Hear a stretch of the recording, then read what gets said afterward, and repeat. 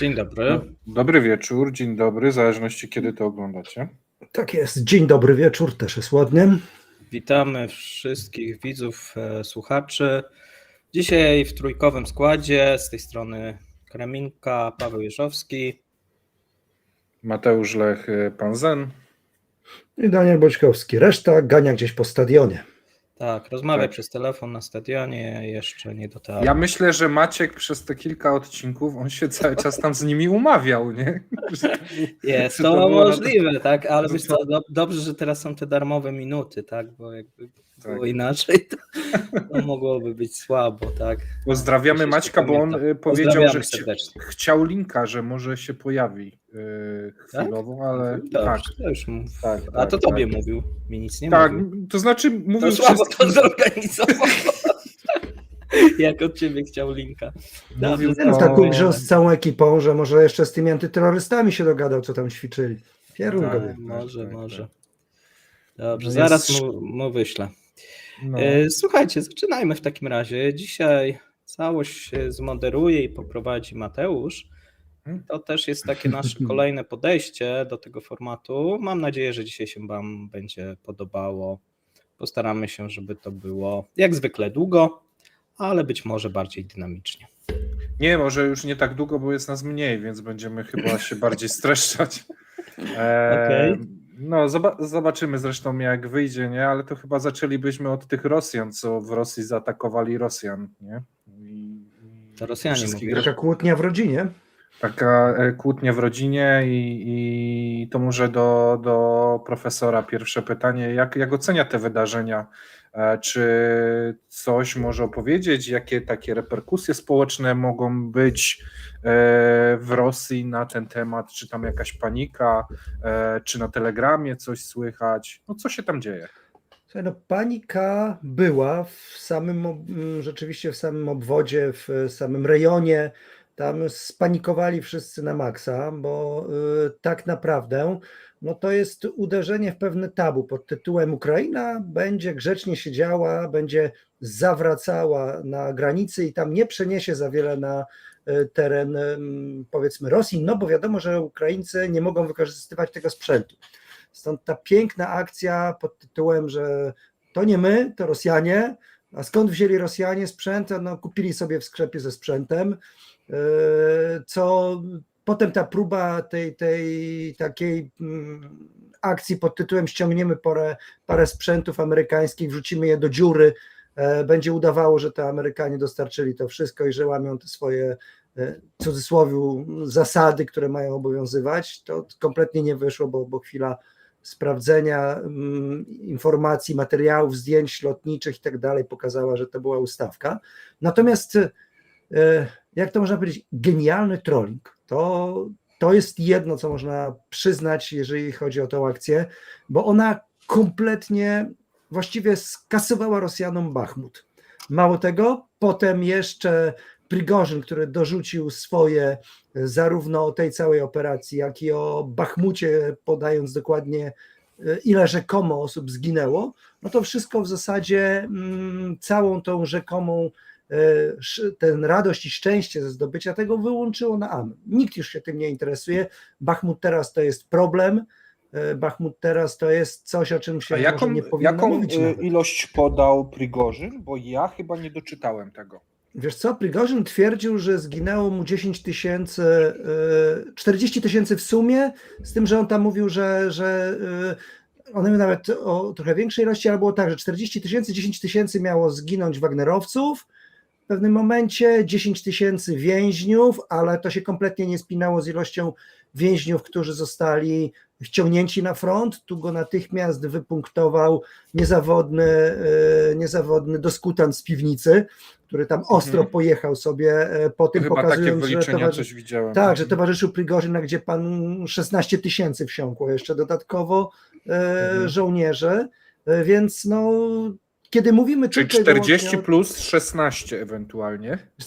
tam w ogóle jest sytuacja bardzo dziwna, bo nikt nie wie, bo nikt tego nie liczył. No, prawda jest taka, że przecież trzeba by tak policzyć, oddzielnie rosyjskie siły i straty oddzielnie rosyjskie siły, oddzielnie Prigorzyna oficjalnego, oddzielnie Prigorzyn musiałby podać, ile tak naprawdę wybił tych więźniów. Nie ma pojęcia, bo ich nigdy nie rejestrował, tylko od razu pchał.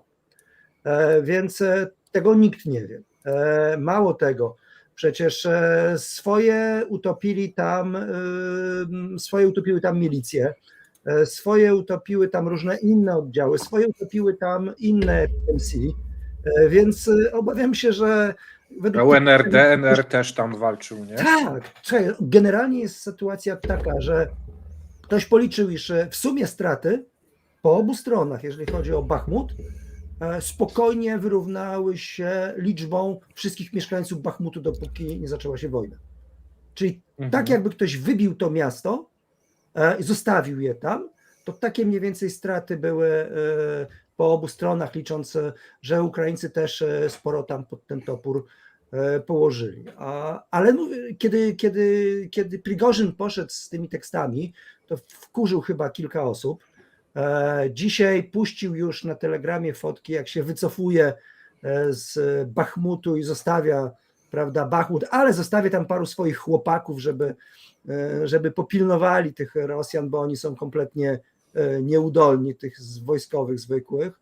Do tego jeszcze rzeczywiście tam na tej granicy mamy co chwila jakieś rajdy, no to Rosjanie mają kompletną kichę, jeżeli chodzi o wojnę informacyjną. Tu przegrali to wszystko z Kretesem, a widać wyraźnie, że cała ta operacja, ta wejścia tych Rosjan do Rosji, żeby przegnać Rosjan dla Rosji, została idealnie rozegrana propagandowo. No po prostu to jest tak, jakby cały czas ktoś skopiował sobie Shreka, tylko na odwrót. Więc te wszystkie hasła, które szły dotyczące tych samolotów, tego, że my nie wiemy, kto to jest, skąd oni tam są, co oni tam robią, praktycznie wszystkie rosyjskie hasła od Krymu w ten czy w inny sposób poszczególne elementy ukraińskiej propagandy wprowadziły z odwrotnością w obieg. I to było niesamowite, bo chyba bardziej to okazało się kluczowe. Ja nie wiem, czy Rosjanie, czy Ukraińcy zakładali, że będzie taki efekt. Myślę, że chcieli zrobić jakiś przytup, ale chyba też jak to zwykle przeszło najśmielsze oczekiwania, no bo teraz wzdłuż tych granic co chwila gdzieś tam oni sobie wjeżdżają. Dzisiaj jakąś pocztę z powrotem zajęli. No właśnie miałem pytać, bo ja dzisiaj granicy. byłem cały dzień w rozjazdach i ja nie widziałem, czy to dalej trwa, czy... Tak, czy oni już cały się czas ich cupią, czas ich cupią w różnych miejscach, oni przerzucają Czy już coraz 3 dni, więcej oddziałów. czyli są 3 dni już na terenie Tak. Rosji, nie? I to jest tak, raz tak, nie, tu przechodzą sobie. Raz tu są, raz tu są. Ktoś pojawia się tu, ktoś pojawia się tu, gdzieś rzucają jakąś fotkę, że rzekomo jadą. WDW się miota. Tam okazało się, że całą tą obstawą tej granicy było trochę dzieciaków, które posadzili tam bez kompletnego przeszkolenia i jeden oficer, bo na telegramach pokazały się informacje także od matek żołnierzy, którzy tam byli. Więc no jest katastrofa, jeżeli chodzi o ochronę granicy. I rzeczywiście, ponieważ to żre, no to czy Rosjanie z tych jednostek co chwila gdzieś się pojawiają i wrzucają jakieś fotki, jakieś odezwy, no a zdaje się, że żeby to wszystko przykryć, no to Rosjanie tam będą musieli naprawdę sporo ściągnąć ludzi. Nawet jeśli to będzie, bo oni tam WDW przecież przerzucili i co tylko się dało. No i odciążają w ten sposób front. No ale co z tego? Oni postawią to w jednym regionie, a korpus czy tam jakaś inna grupa Rosjan przejdzie 30 kilometrów dalej. Oni przegnają tam, to ci wejdą z jeszcze innej strony. To już tak. Dobra, To jest świetny trolling. A mam takie pytanie, może Paweł, bo gdzieś wyczytałem, że Zachód może się wkurzyć na Ukraińców, że oni wjechali na terytorium Rosji, chociaż to teoretycznie jest jakiś rosyjski korpus. Jak myślisz, to jest prawda? Moim zdaniem to jest ustalone ze Stanami i tak dalej. Tam nie powinno być żadnej awantury w tej Czy kwestii. to Piotr Łukasiewicz o tym pisał, z tego co No, pamiętam? być może, być może. Myślę, że to jest nieprawda. Znaczy inaczej, to, że Ukraińcy albo rosyjskie oddziały Ludowej Niepodległej Republiki Białgorodu będą wyzwalać, zostało to ustalone z Amerykanami. No właśnie, dla mnie to też była taka abstrakcja, że ktoś próbował to powiedzieć, jakoby Ukraińcy robili to za plecami Zachodu. Moim zdaniem to była jakaś abstrakcja. Że tu chodzi bardziej o sprzęt, wiesz, chodzi o to, o tą grę sprzętem, o te hamwi i o te zdjęcia tam polskiego dzika i parę innych Ale rzeczy. myślicie, Stąd to się- że nie mieli zezwolenia na to? Ja nie chcę mi się wierzyć, żeby nie mieli. Myślę, zezwolenia. że mieli zezwolenie, natomiast wiesz, no zawsze będą takie dyskusje, bo raczej to wynika z tego, że jakiś czas temu były wypowiedzi amerykańskie, że oni nie pozwalają i nie życzą sobie, żeby atakować terytorium Rosji. No i to terytorium Rosji zostało zaatakowane. Zostało to moim zdaniem przedyskutowane z Amerykanami. Po to nie wkraczały tam oddziały ukraińskie, tylko rosyjskie.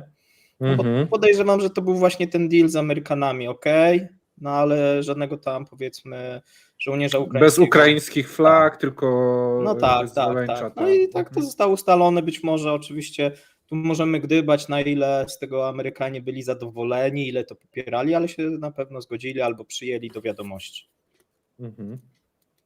Że tam jest generalnie sytuacja bardzo ciekawa, bo widać wyraźnie, że nikt nie planował tej operacji, ona teraz trochę jest na żywioł. No tak, bo oni tam Więc- wjechali i to tak jak Tak. jest ten mem z John Znaczy, oni weszli jak w Travoltą, że masło, wchodzi i tam jest jak pusto, okazało nie? się, że jest pusto, no to poszli dalej za ciosem i to spowodowało tą gigantyczną panikę.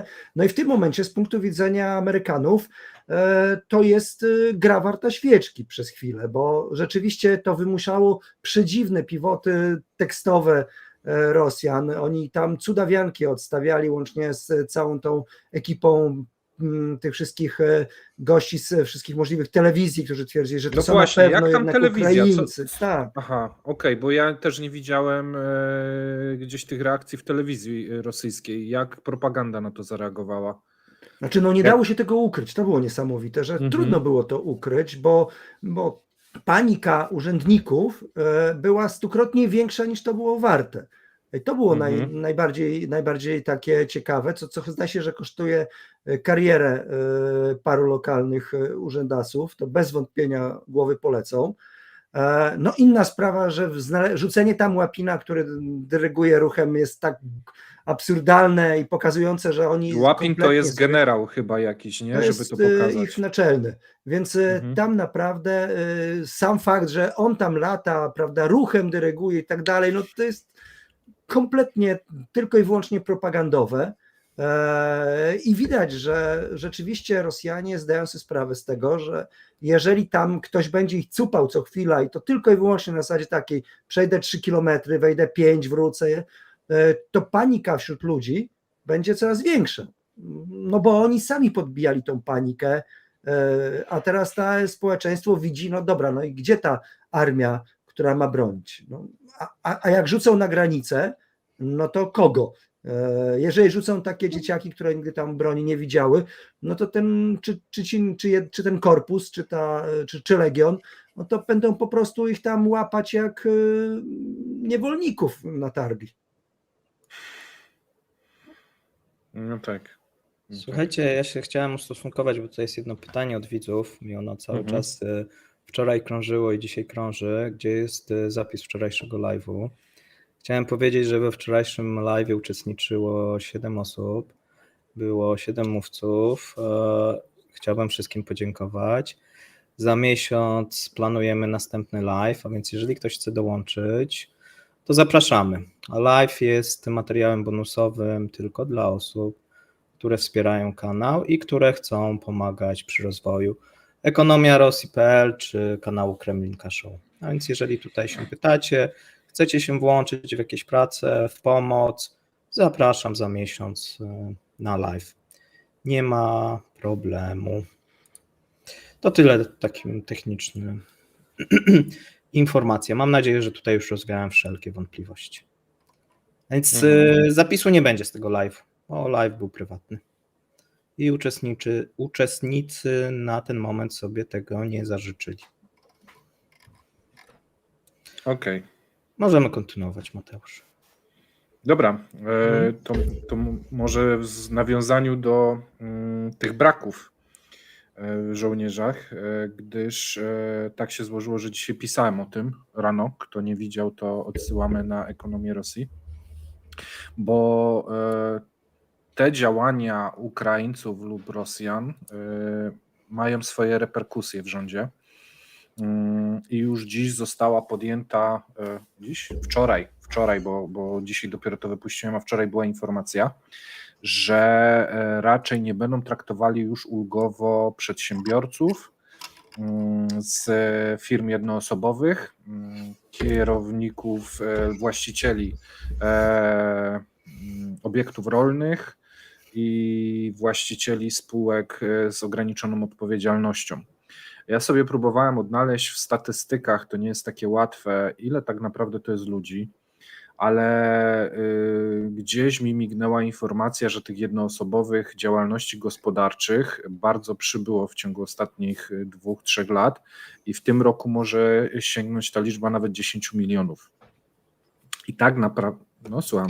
Wiesz co, ja pytowałem, jak ktoś odszuka na Ekonomia Rosji, nie pamiętam, który to był odcinek, ale odszukajcie, bo to na pewno znajdziecie. Ta liczba, jeżeli chodzi o samozatrudnienie, wzrosła 3-krotnie i to jest głównie 2021, ale w dużej mierze 2022. I tak jak mówisz, to już się podawało, że w tym roku będzie około 10 milionów. I co ciekawe, to są głównie młodzi mężczyźni. Tak. I dlaczego to są głównie młodzi mężczyźni? Ze względu na to, że oni do teraz byli troszeczkę pod takim parasolem ochronnym przy mobilizacji. Ze względu na to, że te jednoosobowe działalności gospodarcze, wiecie, płacą dużo podatków, są taką siłą napędową gospodarki, najczęściej utrzymują rodzinę, mają klientów, mają pobrane leasingi, mają pobrane kredyty, że wyjęcie ich z tego całego systemu to jest bardzo duża strata dla gospodarki, ale i też dla tych ludzi, którzy wypadają z rynku, czyli gdzieś ich klienci przechodzą do konkurencji i tak dalej. Jest to dosyć skomplikowane i do teraz była taka niepisana może zasada, że oni są traktowani po macoszemu. Był projekt ustawy, który miał właśnie utworzyć taki parasol ochronny dla nich. Natomiast w tym momencie, wczoraj, rząd Rosji powiedział, że takiej ustawy nie wprowadzi ze względu na to, że już tych wyjątków jest za dużo. I mamy teraz taką sytuację. Armia jest zdziesiątkowana gdzieś tam pod Bachmutem i tak dalej. Granic nie ma kto strzec. Szykuje się ofensywa ukraińska, więc jedynym logicznym rozwiązaniem w tym momencie, no bo nie wiem, czy panowie się zgodzicie, ale jest wkrótce ogłoszenie kolejnej dużej mobilizacji. I w tym momencie te 10 milionów ludzi, które dotychczas czuło się w miarę bezpiecznie, i to są najczęściej ludzie z dużych miast, w tym momencie będą narażeni na mobilizację. Łapówki. Albo wysokie łapówki. Natomiast jest to taki element, który gdzieś tam do teraz nie był brany pod uwagę, myślę, gdzieś nie był omawiany zbyt mocno w przestrzeni publicznej, przynajmniej w Polsce. Myślę, że warto się nad tym tematem troszeczkę pochylić. Jeżeli mógłbym zapytać to profesora, jakie mogą być reakcje tych Rosjan przy powołaniu, jakie może to wywołać nastroje, czy ktoś politycznie może zyskać na powołaniu takiej klasy średniej, jaki to spowoduje miszmasz przy ewentualnej mobilizacji i czy ta mobilizacja ewentualna w tym momencie wydaje się bardzo zasadna, czy raczej nie? Trudne, szczególnie, że tutaj tak naprawdę trzeba jeszcze jedną rzecz połączyć, czyli połączyć te kwestie paszportów, które zaczynają wypływać, bo Tak. jedna rzecz bez drugiej nie jest aż tak. Ale to się kluczowa, fajnie łączy, bo nie? tak naprawdę wiadomo, ci ludzie są mobilni, ci ludzie są osobami, które mają jakieś zapasy finansowe jeszcze. Ci ludzie, jeśli zostali, to między innymi zostali dlatego, że bilans zysków i strat był taki, a nie inny. Czyli jednak opłaca nam się, bo w tym układzie sił, prawda, będzie nam trudniej, ale to nam chroni 4 litery. Jeżeli teraz każdy z nich może trafić, przecież wiadomo, że wszystkich nie zmobilizuje się i też pytanie, czy rzeczywiście dotknie to znowu duże miasta, czy znowu nie zacznie to tak naprawdę być taka miotła, która będzie czyścić tam, gdzie najsłabiej, czyli mniejsze miejscowości, jakieś tam regiony oddalone od Moskwy, gdzie łatwiej tych ludzi wygarnąć, gdzie będzie to nawet bardziej bolesne, bo te miejsca pracy będą znikać, no ale oni... To jest właśnie ważny element. W małych miastach te jednoosobowe działalności gospodarcze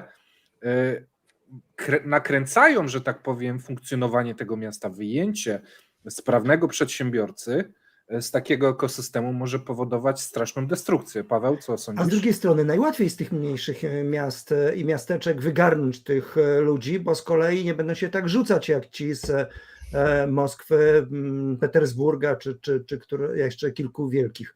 Więc tu jest tak, z jednej strony ci ludzie prawdopodobnie będą teraz próbowali jakiegoś sposobu na ukrycie się. Nie będzie łatwe, bo i tak są na patelni. Być może to będzie oznaczało na przykład utratę, jak tylko będą się migać, utratę ich firm. Bo Mamy jeszcze ważny przepis, który wszedł o tych elektronicznych powołaniach i w razie tak, elektroniczne powołania, się a oni przecież wiadomo, wszystkiego. że wszyscy się rozliczają. No tutaj Dokładnie, ten cały więc system ten podatkowy elektroniczny, on jest dosyć stworzyła szczelny. się klatka. Tak, więc oni nie mają szans. Mało tego, jeżeli rzeczywiście zaczną stosować te kwestie blokady paszportów, tych zewnętrznych, no to oni są już w całkowitej pułapce. I może nie będzie aż tak bolesny sam fakt wygarnięcia ich, bo nie wiadomo, czy na nich się tylko oprze, bo ja tutaj bardziej bym stawiał na tą drugą część, czyli tą ochronę, jeżeli chodzi o tych pracowników rolnych. Ich będzie jeszcze łatwiej wygarnąć i pognać na front. Ale to ja przerwę. Paweł, może ty kojarzysz, bo ja próbowałem znaleźć, ile jest takich rolników, takich właścicieli gospodarstw rolnych i znalazłem liczbę 300 000. I to było dla mnie troszeczkę za mało jak na Rosję. Nie wiem, czy masz może dane jakieś inne, czy rzeczywiście ich jest tak mało, bo porównanie do Stanów Zjednoczonych, w Stanach chyba było 10 razy więcej. Tak, ale podejrzewam, że ty też znalazłeś tą liczbę, gdzie oni są właścicielami, a pamiętaj, że tam cały czas jako zarejestrowani rolnicy, tacy oficjalni. Czyli ziemia jest państwa, więc oni są tylko i wyłącznie pamiętaj, że rolnymi. mamy teraz taką, słuchaj, sytuację. 60% ziemi należy do państwa, 40% należy do obywateli, z czego większość należy do dużych oligarchów, dużych takich graczy. Wcześniej też to były takie spółki joint venture z firmami zachodnimi, które dostarczały technologię, kapitał.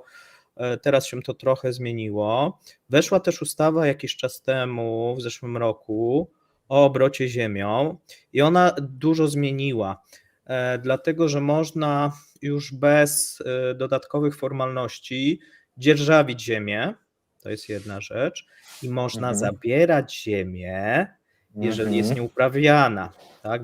Taki dodatkowy przepis.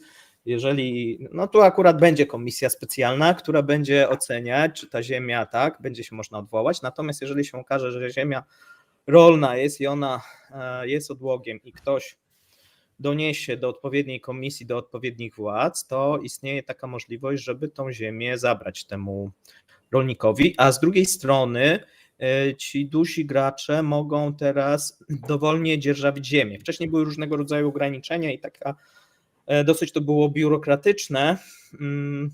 No miało to chronić przede wszystkim tych mniejszych właśnie rolników. Trochę u nas są też w Europie podobne często przepisy. Natomiast no teraz to wygląda tak, że tą ziemię mogą ci duzi gracze dzierżawić dowolnie, tak naprawdę bez żadnych ograniczeń. I mówiło się również, że w tym roku państwo zacznie dzierżawić dużym graczom, oligarchom ziemię. Na ten moment się to nie stało, no ale być może to jest kwestia tam miesiąca, 2, bo cały czas o tym gdzieś tam się mówi, tak? Bo to są dodatkowe też środki, a ta ziemia często no, gdzieś tam jest na przykład nieuprawiana, tak? Leży odłogiem. Poza tym ciekawe, na ile tutaj będzie też miało znaczenie zerwanie tych takich nieformalnych umów o bezpieczeństwie, bo myślę, że będzie tak, że jednoosobowo wyjmą różnego rodzaju rzemieślników, bo to nie sądzę, żeby akurat, no dobra, informatycy może będą potrzebni, bo to, ale nie do końca na front. Natomiast rzemieślników, osoby, które, prawda, mechaników samochodowych, różne inne tego typu osoby powołają, bo po prostu widać, że te zaplecze leży i płacze. Obstawiam, że część z tych ludzi znowu przymusowo znajdzie się w fabrykach, na zasadzie wykupienia się, tak jak studenci i tak dalej, przed samym frontem. Skoro macie te umiejętności, to pójdźcie na 3. zmianę do fabryki produkującej, nie wiem, czołgi, amunicję, remontującej sprzęt. Więc też ich tam wrzucą, czyli będzie zrobione. To jest taka analogia trochę, słuchajcie, do z czasów radzieckich, do tego Trudfronta, że niekoniecznie ta mobilizacja będzie tylko posłaniem na front, ale to, co było właśnie w czasie II wojny światowej, czyli ten Trudfront, ta Trudarmia, gdzie można było tych ludzi wrzucić, kazać im pracować za niewielkie pieniądze, ale pod hasłem, że masz do wyboru albo nie wiem, no, kolejny marsz na Krematorsk, albo jakąś inną rzecz. Więc tu jest tak, że chłopi, czy też rolnicy, robotnicy rolni mogą pójść bardziej na front, no bo to jest ta masa. Ci, którzy mają fach, pójdą albo do armii, albo do tego Trudfrontu, do tej pracy. No chyba że Rosjanie rzeczywiście pójdą w tym kierunku, że będą wszystkich tam wcielać. Ale to jest kontrproduktywne, bo jeżeli ci ludzie przestaną wierzyć w to, że można robić biznes, no to w ogóle się wszystko załamie.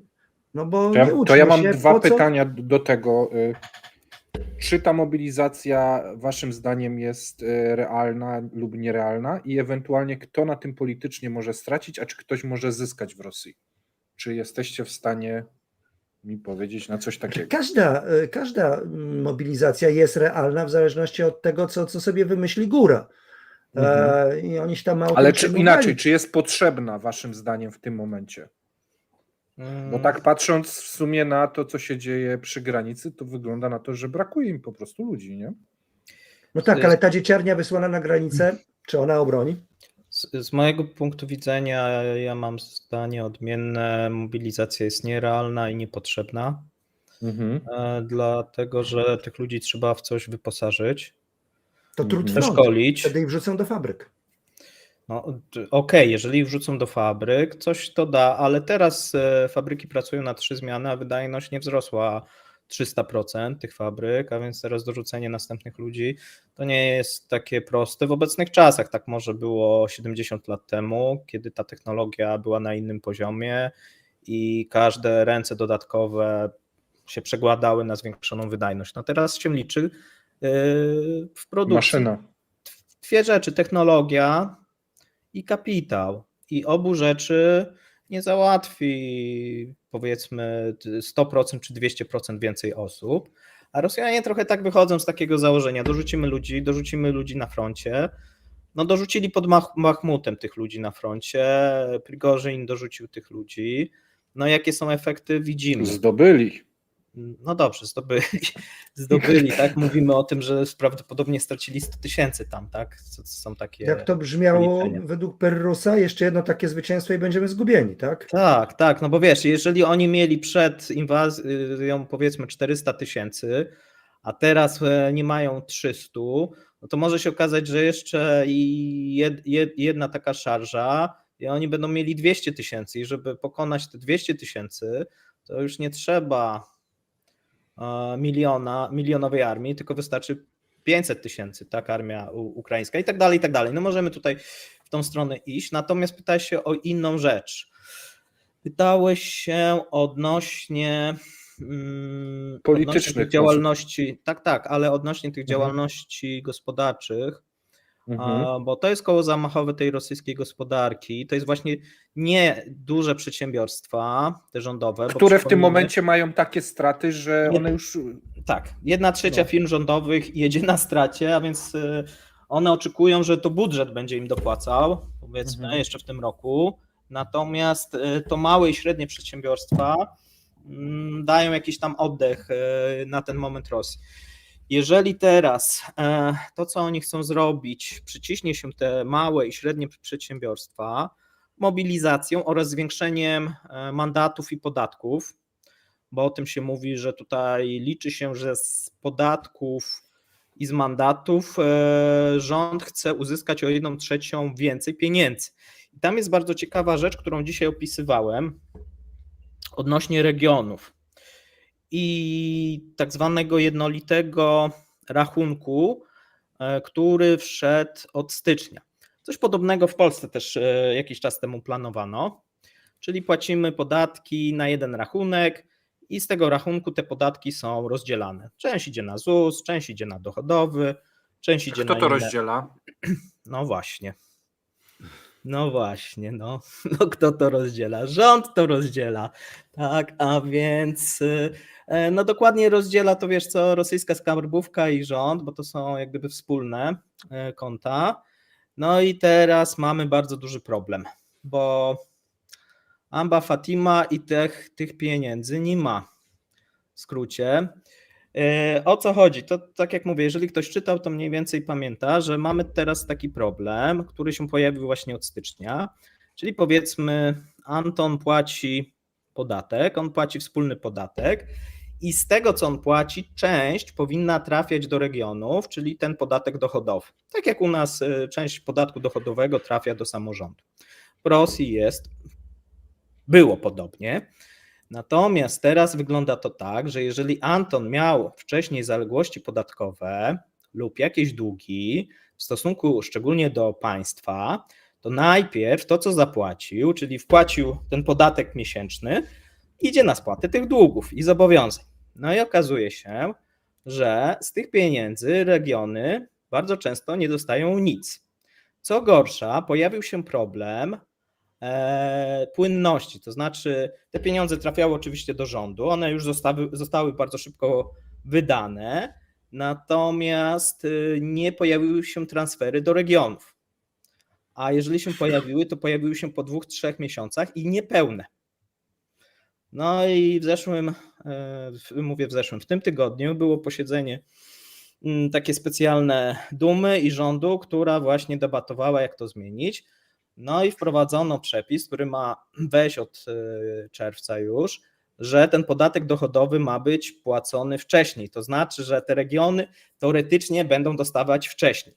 Przy czym służba ta podatkowa mówi, że nie ma takiej możliwości, żeby tego wprowadzić od czerwca, czyli to zostanie wprowadzone, a natomiast te pieniądze najprawdopodobniej najwcześniej mogą się pojawić na jesieni.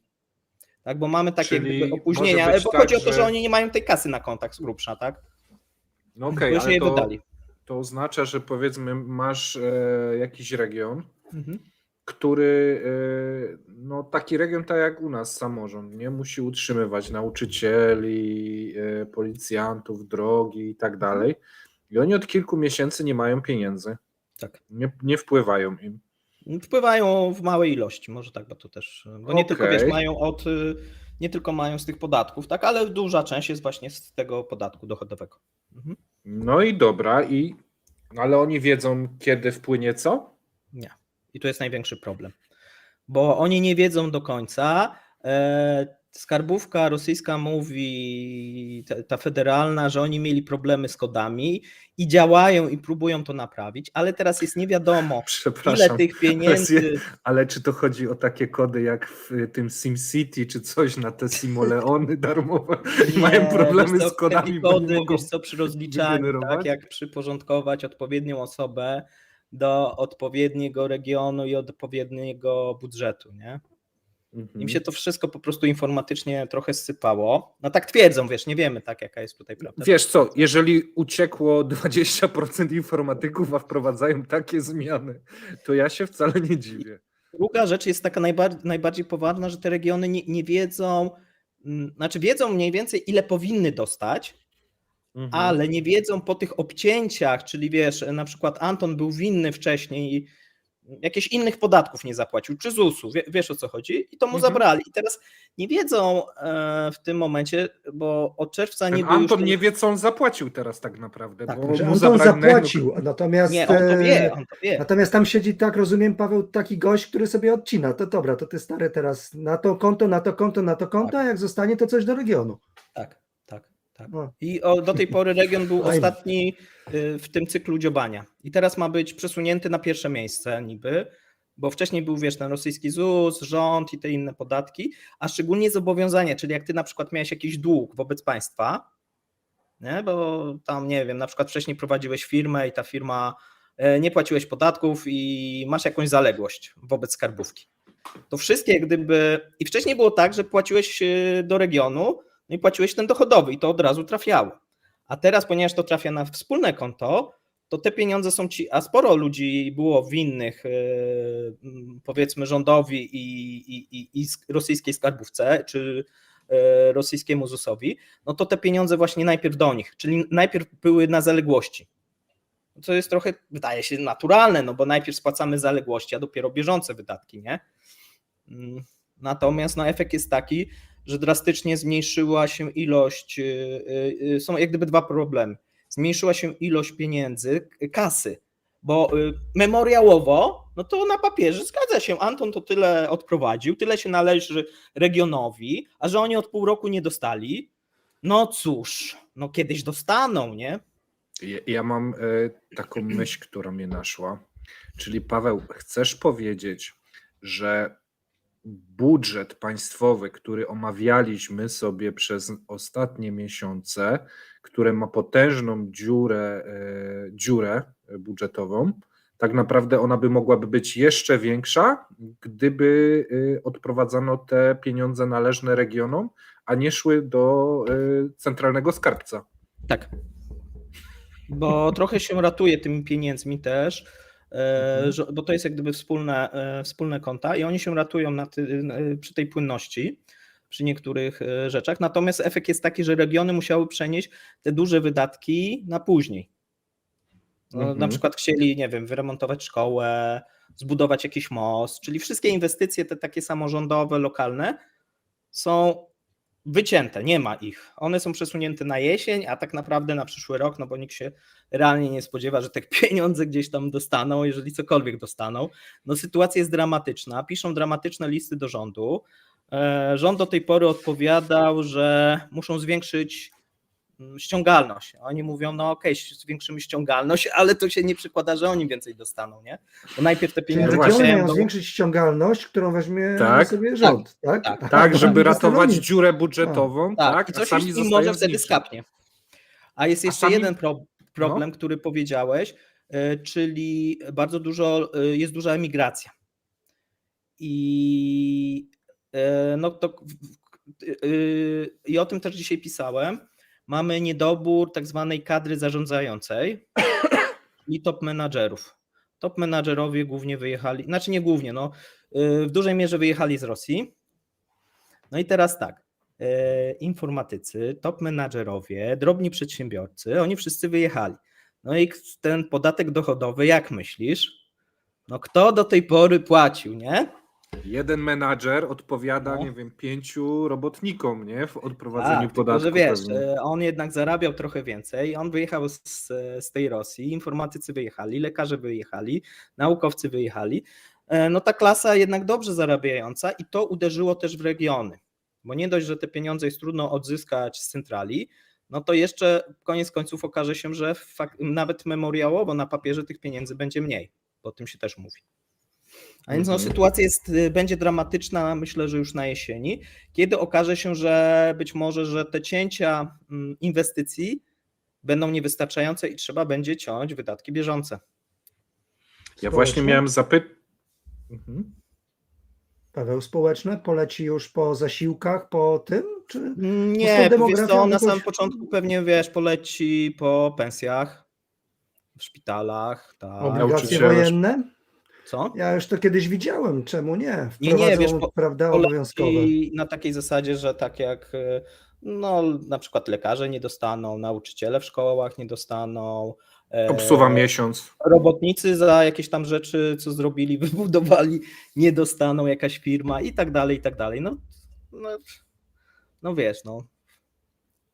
Na pewno będzie ostatni moment, kiedy sami sobie, wiesz, przestaną płacić pensje, natomiast no, wcześniej będą próbowali, tak jak mówię, na początku inwestycje, potem te mniejsze, a potem może się okazać, że ta bieżące wydatki w samorządzie nie będą mogły być realizowane. No jestem ciekaw, jaki będzie efekt, bo tak, popatrz, wraca z frontu coraz więcej tych nie 200, a tych 300, przeposzatkowanych w sposób niemożebny. Oni teraz, póki byli gdzieś na froncie albo przy froncie, obciążali tamten system wojskowy, medyczny, potem ich wykopali, idzie to wszystko powiedzmy w ten świat rosyjski i zaczyna obciążać te wszystkie systemy szpitali miejskich, powiatowych i tak dalej. Do tego jeszcze to jest kwestia rodzin i tego wszystkiego, więc te 100 czy 150 tysięcy rannych, one już chyba dają ostro po kasie, tylko tego jeszcze formalnie nie widać, no bo to jest ukryte w tym całym systemie medycznym. Natomiast lada chwila koszty nawet zadbania o tych ludzi będą chyba Przejdą coraz na większe. samorządy, Płynie, na no to regiony przejdą na przejdą. samorządy, no nie ma cudów. Tak, pytałeś jakiś czas temu właśnie, co tam będą cięte rzeczy. No na przykład będzie cięta straż pożarna, czy tego typu wydatki. Pisałeś ostatnio, nie wiem, pamiętasz o taki pożarach. artykuł na portalu o pożarach. No i jak to się ma, tak? No bo czy będziemy świadkami no jeszcze większej katastrofy? Ja Jeżeli właśnie to- może tak wstępem. Co roku w Rosji są wielkie pożary. Potężne miliony hektarów. W 2017 15 milionów, później już były 18 i w zeszłym roku prawie 19 milionów hektarów. I to Paweł, chyba ty mówiłeś, że to jest powierzchnia połowy Polski chyba, tak jakby Tak. to tak no, w całości zrobić. to rośnie No to z roku na rok. I to rośnie z roku na rok. I wyobraźcie sobie, że pół Polski płonie, a strażaków w przeliczeniu na kilometr kwadratowy w Rosji jest chyba 20-krotnie mniej niż w Polsce. Mhm. Zajrzyjcie na ten artykuł na Ekonomii Rosji, bo tam jest to wyszczególnione, więc bardzo mało jest strażaków, było bardzo mało. Do tego też stosunek 1 do 20 chyba wozów strażackich i tak dalej w stosunku na kilometr kwadratowy w przeliczeniu na Polskę, więc to są bardzo małe elementy i zawsze co roku pomagało wojsko w gaszeniu tych pożarów i w opanowaniu tego. Znaczy w oni tym przede roku- wszystkim chronili po prostu wsie, hutory i to wszystko. Tam nikt nie gasił tego, bo to jest niemożliwe, ale rzeczywiście No, te gasili hutory, trochę. wsie, trochę gasili, no bo myśmy też pomagali. Przecież jeszcze parę lat temu z Polski też jeździły wozy.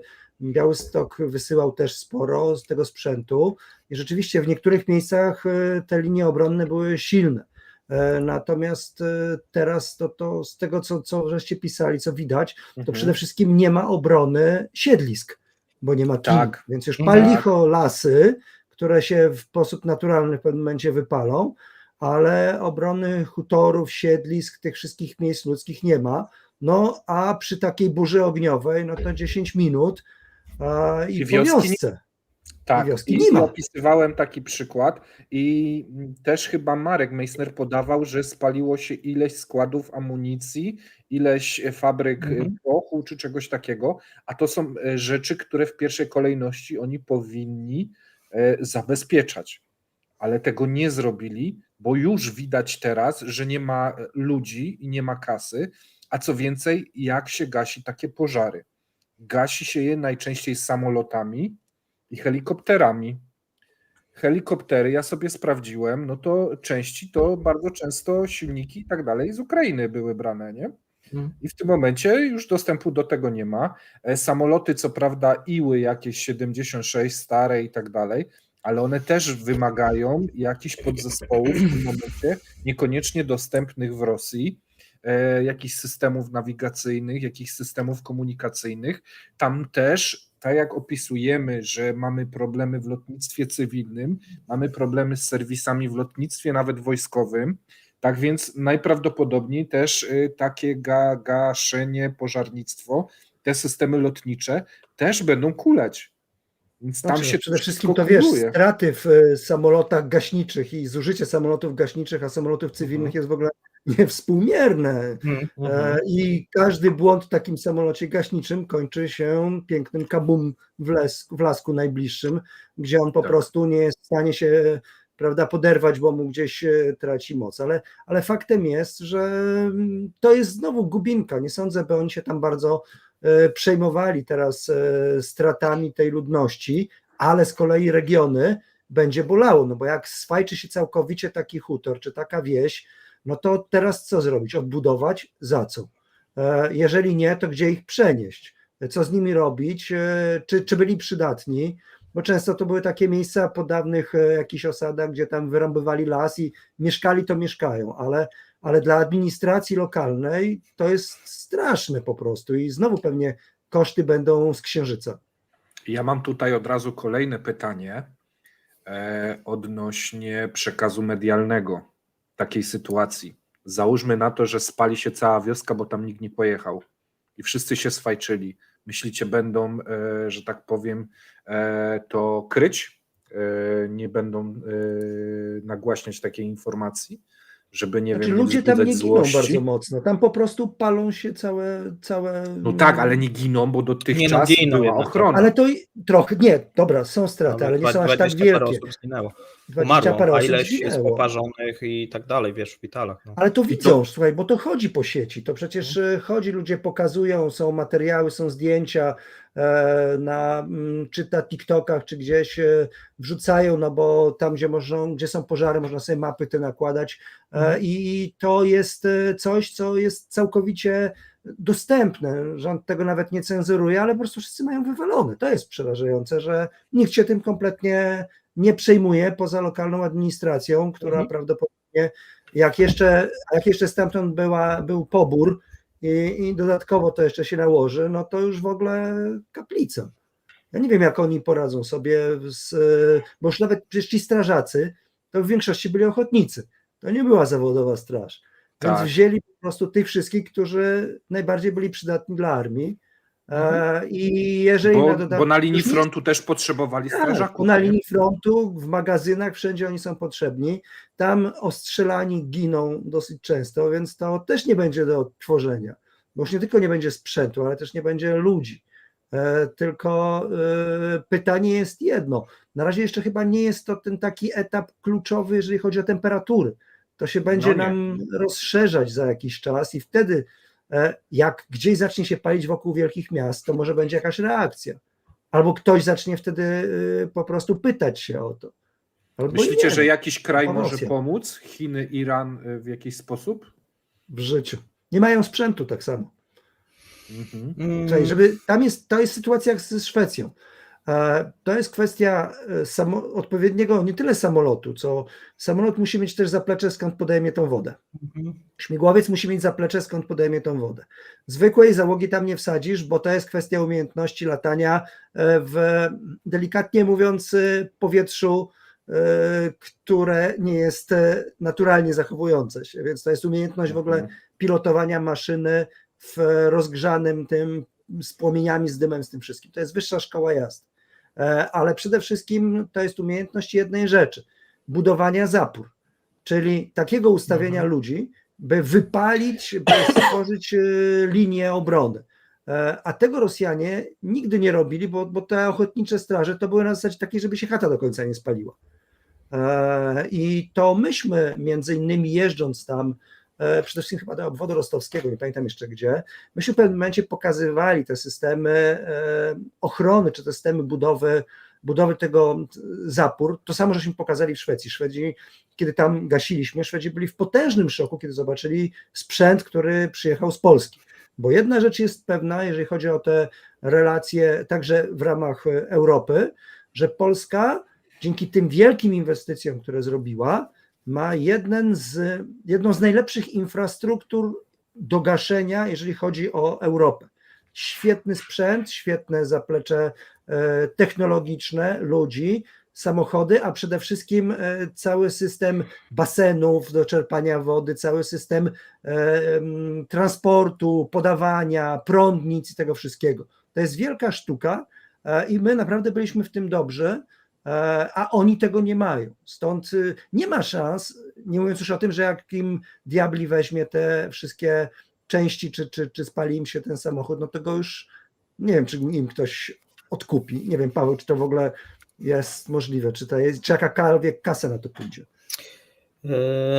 Wiesz co, kasa to może by się znalazła, ale to nie jest takie proste. Ale kto wyprodukuje? Bo ktoś musi im wyprodukować, dostarczyć. No a teraz mają ważniejsze przecież wydatki, nie? Wojnę prowadzą, to przecież nie będą tutaj kupować dla ludności jakichś samolotów, które... Znaczy tam są dwa kraje, które mogłyby teoretycznie pomóc, to są Indie i Chiny. Tylko że Indie za moment będą miały swój problem, jeżeli chodzi o suszę i pożary. No i Chiny też podobnie trochę.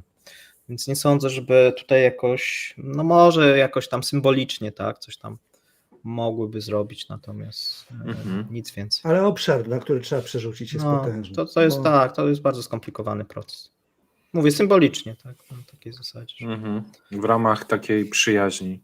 Dobra, no to zostawmy te pożary, nie? A tam przejdźmy może na rynek ropy, gazu. Paweł, jakieś ciekawe newsy? Zwłaszcza ty pisałeś ostatnio coś ciekawego o paliwach. Nie wiem, czy wszyscy ciebie czytają na bieżąco, ale no dzisiaj będzie reklama tej ekonomii Rosji, widzę. Przechodzimy na Halskroe i cały inny sprzęt? Słuchajcie, z powrotem stawiamy samochody na węgiel drzewny? Nie, no jeżeli chodzi o benzynę, pisałem taki artykuł, nie wszyscy chyba zrozumieli powody.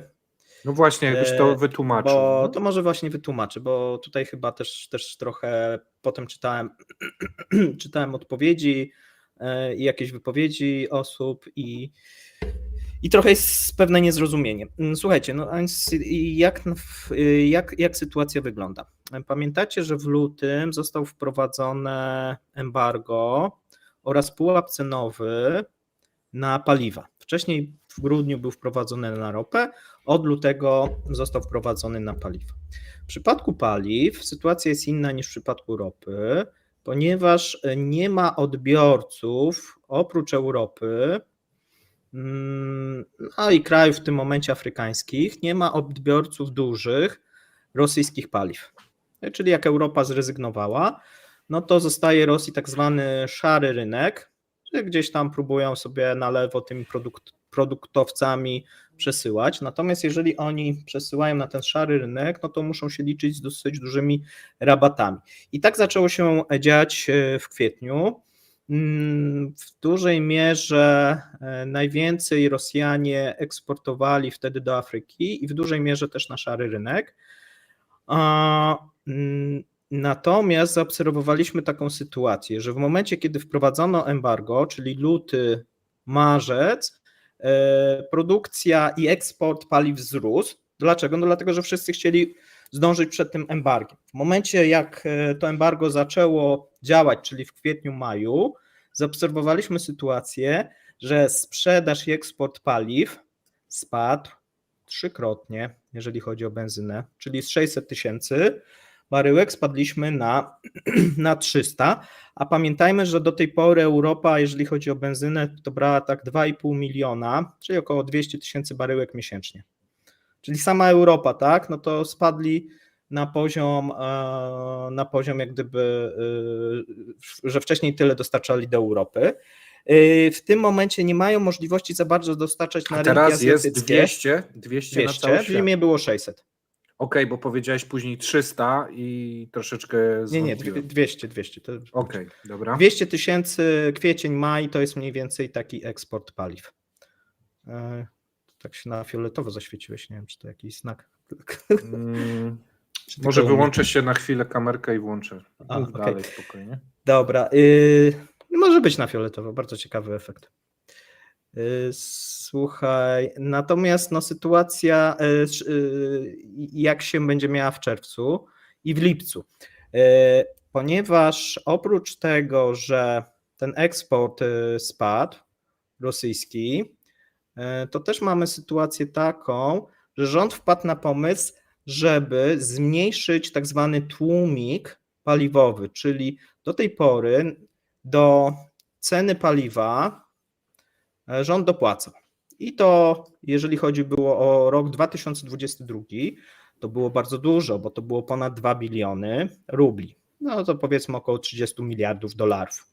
Dopłacał do tego, żeby benzyna była tania.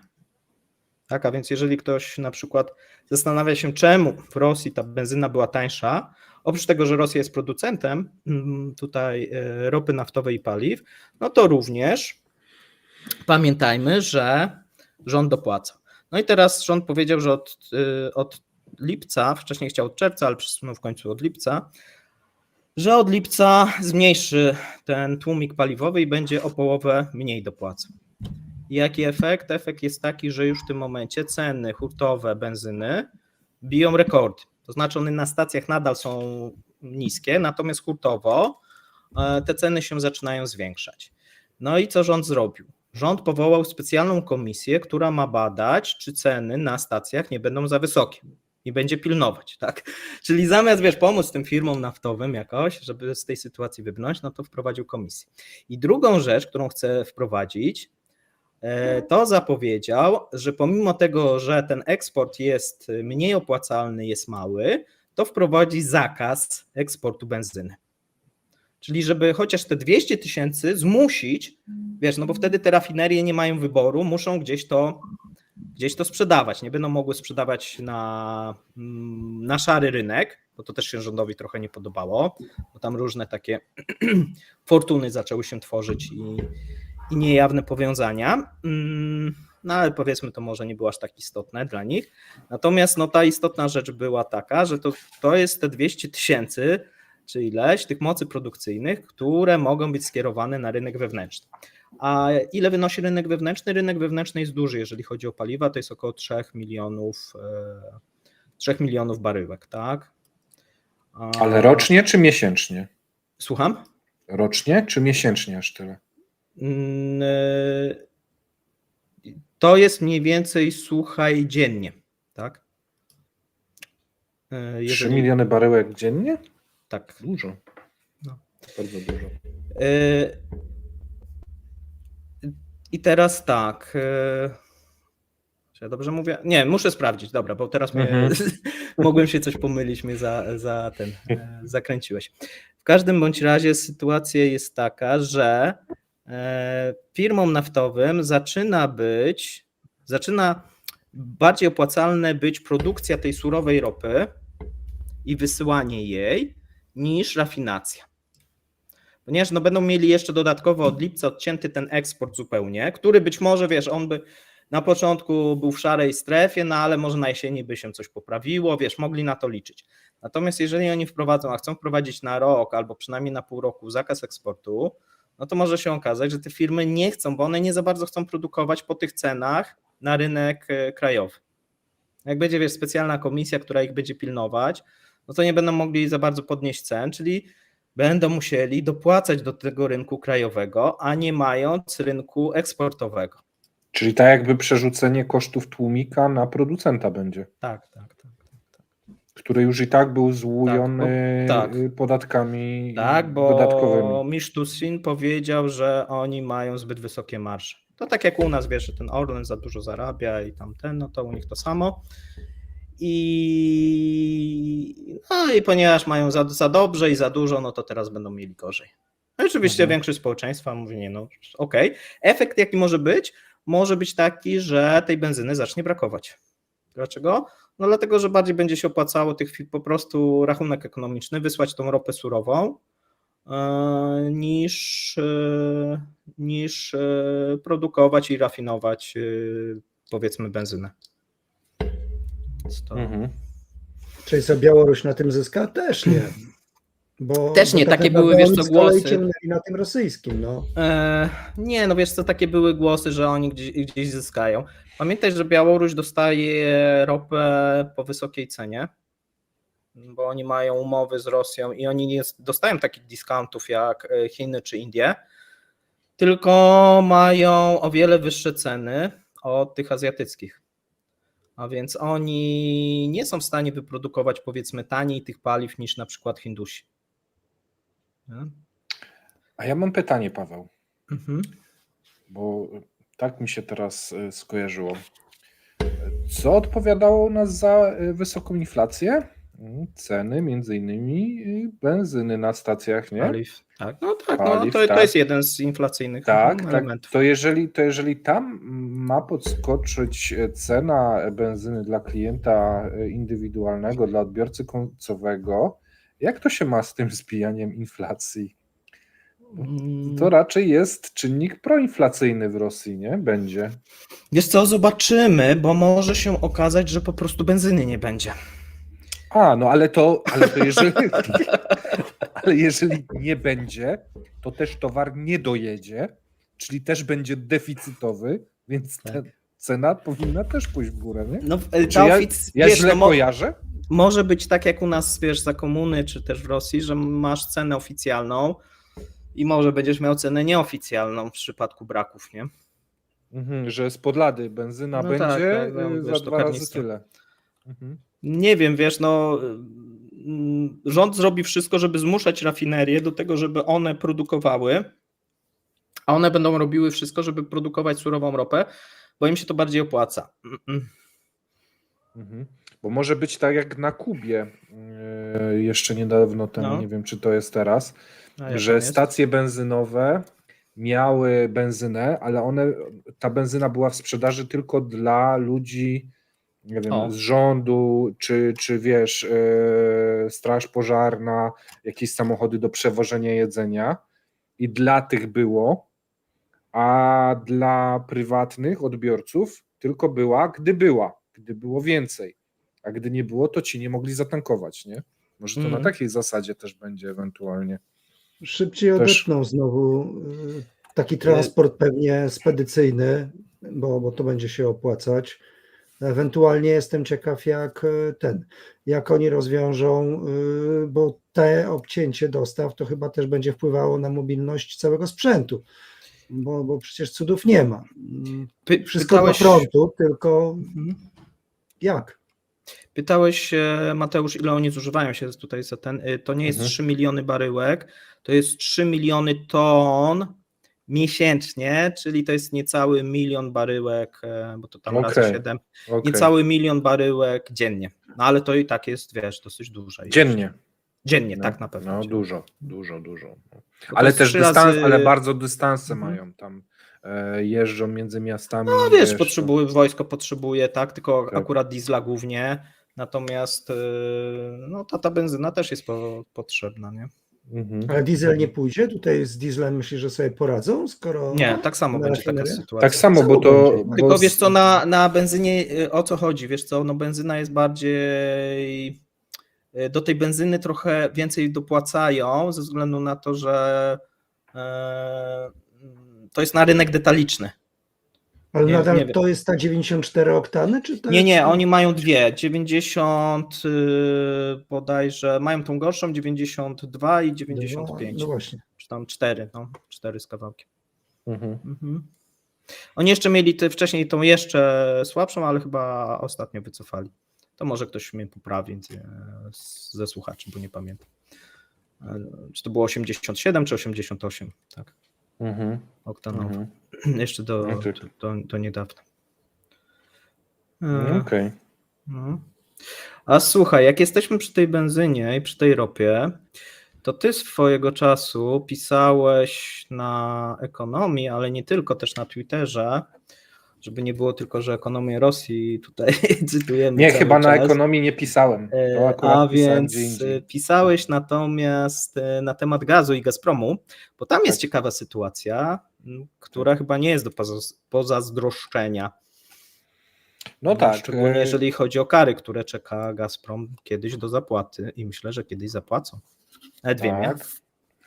Okej. Więc tak, nie wiem, czy wszyscy wiedzą, Gazprom być może za niedługo będzie się mierzył z karami w wysokości chyba 17,5 miliarda dolarów. Jeżeli się pomyliłem, to mnie poprawcie, ale wydaje mi się, że to jest taka kwota. I Ile za powiedziałeś? To zaraz ci poprawię. 17,5 miliarda. 20 się już mówi nawet. No okej, bo to stan był na połowę maja i z każdym miesiącem się to będzie zwiększać. I o co chodzi? Jeżeli podpisujecie sobie umowę jako Gazprom na dostarczanie gazu gazociągami na przykład do Polski, Niemiec, Francji, Włoch i tak dalej, i w pewnym momencie mówicie, nie będziemy wam wysyłać i zamarzajcie Europą, no to zrywacie umowę. A takie umowy są obwarowane bardzo wieloma przepisami i przy podpisywaniu takich umów zawiera się też umowę arbitrażową, czyli umowę, kto w kwestiach spornych, w razie czego będzie rozstrzygał między wami takie konflikty, których nie jesteście w stanie sami sobie załatwić między sobą.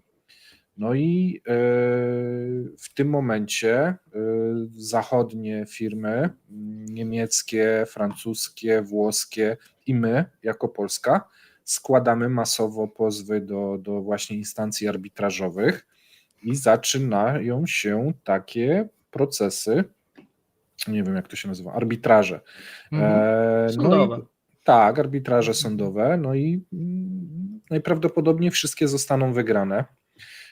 No i Gazprom będzie musiał ponosić takie koszty. Czy będzie chciał je zapłacić od razu? Może nie.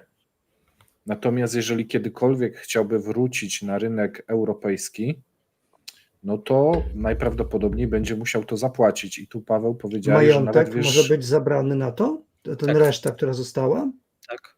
w ramach arbitrażu? Tak. O, ciekawie. Tak. Bardzo, znaczy tu wszystkie firmy liczą na to, że w przypadku pozytywnego wyniku może zostać zamrożony majątek, najprościej oczywiście jeżeli Gazpromu, a miał spółki i część majątku zostało zamrożone, a więc on na pewno pójdzie, ale również inny majątek Federacji Rosyjskiej. I to jest bardzo ciekawe, nie? Czyli ten majątek być może nie trafi do Ukrainy, o czym się mówiono, ale trafi do tych firm gazowych. Tak. Na pewno Gazpromu to moim zdaniem na 99%, bo tu sytuacja jest wtedy prosta, ty jesteś winny, masz majątek na zachodzie, no to skoro ty jesteś winny, to ten majątek się przyjmuje, licytuje, jest konfiskata tego. Tak.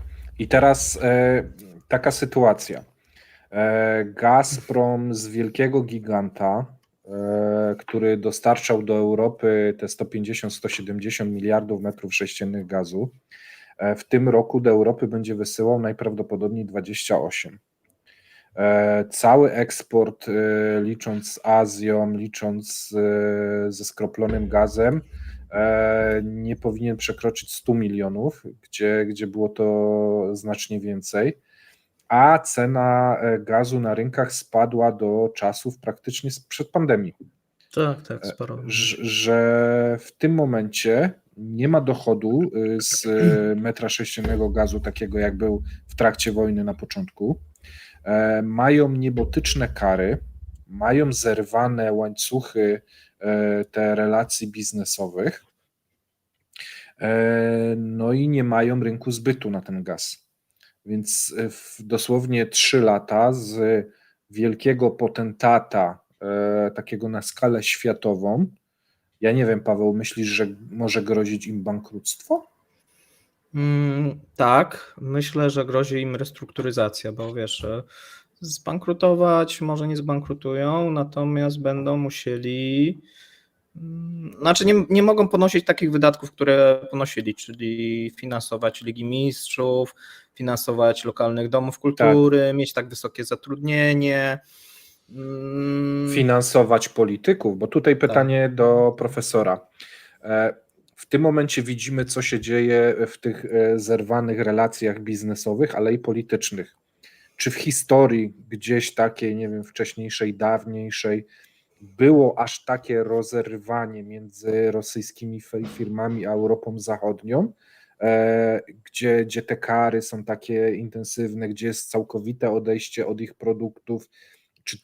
Czy coś takiego się wydarzyło w historii i czy widzisz może gdzieś sytuację, w której to jest w stanie się ponownie połączyć, obserwując to, co się teraz dzieje, bo wiadomo, jeszcze pół roku temu to wszyscy myśleli, że będzie business as usual i będzie to funkcjonowało, natomiast widzimy teraz te kary, widzimy teraz te takie rozerwanie gwałtowne.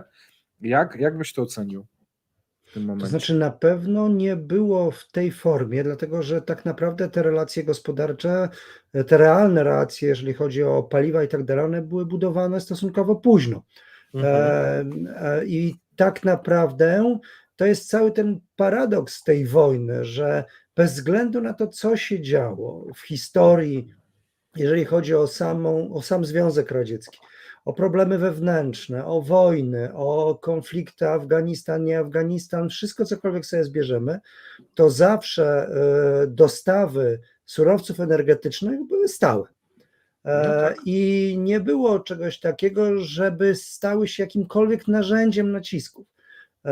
Wręcz Rosjanom zależało na tym, by ten transport szedł i dawał wrażenie tego, że oni są wypłacalnym, poważnym partnerem. I ja kiedyś widziałem takie dane, właśnie gdzie nałożone były różnego rodzaju kryzysy, i te kryzysy w żaden sposób nie miały przełożenia ani na gaz, ani na ropę. Czyli mamy do W zasadzie czynienia dla całej z Europy nowością pewną. Tak, to jest coś, to jest tak, Rosjanie, obstawiam, że uznali, iż ta zależność jest tak głęboka i ta wygoda Europy jest tak głęboka, że postanowili zagrać kompletnie w bank, nie zastanawiając się zupełnie nad tym, że to jest opcja atomowa, kompletnie opcja atomowa. I w tym Którą momencie, spuścili w tym momencie na swoją głowę. tak, szczególnie, że już dwa razy przegięli. I to było wszystko już po Krymie, kiedy próbując blokować Ukrainę, w pewnym momencie zakręcili kurki i tym oberwali Niemcy dosyć mocno. To było chyba, nie pamiętam w którym roku wojny na Ukrainie, ale wtedy rzeczywiście Niemcy po raz pierwszy w historii oberwali, jeżeli chodzi o dostawy, bo im te dostawy tąpnęły prawie do zera. I to był taki pierwszy szok u Niemców, ale jak to? Ale przecież zawsze płynie i tak jak trzeba. A potem to była taka gra na nas, ale cały czas była sprawa taka, no dobra, trochę przegięli, ale potem z powrotem puścili, zrzucili na Ukraińców, że to Ukraińcy ukradli te transporty i że te ciśnienie to było przez nich, a nie w locie na Ukrainę. Jakoś to udobruchali Niemców, choć paru ludzi w Niemczech wtedy zaczynało rozmawiać, no dobra, ale coś tu nie gra. Natomiast takiego szaleństwa nie zrobili nigdy i może gdyby czasami były jakieś problemy, typu zabierają, nie wiem, odcinają i tak dalej, to reakcja Europy nie byłaby taka, bo założenie byłoby, no dobra, zdarzało się, musimy znowu to jakoś rozegrać. Ale ponieważ Europa dostała po prostu takiego kopa w krocze w tym momencie, klasycznego, i na dodatek jeszcze zachowanie Gazpromu było już zgodne z linią partii, ale nie zgodne z linią jakiegokolwiek biznesu. No to filmiki o zamarzaniu, nie? To też... Tak, o zamarzaniu, o chomikach, o tym wszystkim. No to z jednej strony wkurzyło to polityków, bo oni też potrzebują pokazania, że są zdolni do czegoś, a z drugiej rzeczywiście, jeżeli wali ci się cały wzór gospodarki, jeżeli wszystko ci siada i ktoś to robi na bezczela i pokazuje ci, że sorry, ale albo się ukorzysz, albo to może ci coś damy, no to żaden model gospodarczy na tym nie wytrzyma. Każdy, komu tak się sypnie biznes, nigdy w życiu już nie zrobi, nie stworzy tej poduszki bezpieczeństwa w oparciu o ten biznes. I to jest rzecz, która jest niesamowita. Nie to, czy Rosjanie wrócą do handlu, czy nie, bo być może, że wrócą, ale po pierwsze, nikt z nimi prawdopodobnie w ten sposób nie zawrze znowu umów. Mało No właśnie, tego, co się będzie musiało wydarzyć? no, żeby- potencjalne żeby- umowy będą z takimi poduszkami bezpieczeństwa, że nie wiem, czy Rosji będzie się to opłacać. No W sumie teraz już zobaczyli, że w Azji Rosjanie dali takie rabaty. Myślicie, Wiesz, ale to jak tam dali. będzie teraz ewentualnie? Tam dali. Ja nie wiem, czy tutaj mogą być roty. Po tym wiecie, co jest najciekawsze moim zdaniem. To będzie akcja pod tytułem, że wy nam przyślecie, a my być może wam zapłacimy. No bo tak naprawdę umowy zawsze na swój sposób wzmacniały Federację Rosyjską. Długoterminowe i tak dalej. Teraz koniec z rzędem temu, kto zaryzykuje jakikolwiek dłuższy niż roczną umowę z Rosjanami i jeszcze będzie się zabezpieczał pewnie powiedzmy na rynkach dostaw spotowych. Ale Nie zanim wiem, w Paweł. ogóle nastąpi jakakolwiek umowa, to będą musieli spłacić te wszystkie arbitraże, które No przede idą w wszystkim to. dziesiątki Poza tym miliardów dolarów już w tym Jestem momencie. ciekaw też, To równolegle w może jakim lecieć. stanie jest sprzęt, w jakim stanie systemy przesyłowe będą, w jakim stanie będą te wszystkie wyłączone turbiny, w jakim stanie jest to wszystko, co służyło obsłudze tego. Pomijając już te powiedzmy wysadzone rury, ale sam fakt, że przecież no, dla tego typu sprzętu, którym kluczem jest ciągłość pracy, wyłączenie nawet jeżeli przy utrzymaniu ciśnienia, ale wyłączenie tego na rok, 2 czy na 3, no to nie jest bez jakichkolwiek kosztów, więc oni chyba popełnili już teraz takie prawdziwe gospodarcze samobójstwo. I czy ktoś im uwierzy teraz, że są przewidywalnym partnerem w Europie? Chyba nikt. Nawet jeżeli będą dyskonty. To będzie na zasadzie, dobra, frajerom kupimy, będziemy im płacić, nie wiem, w rupiach indyjskich.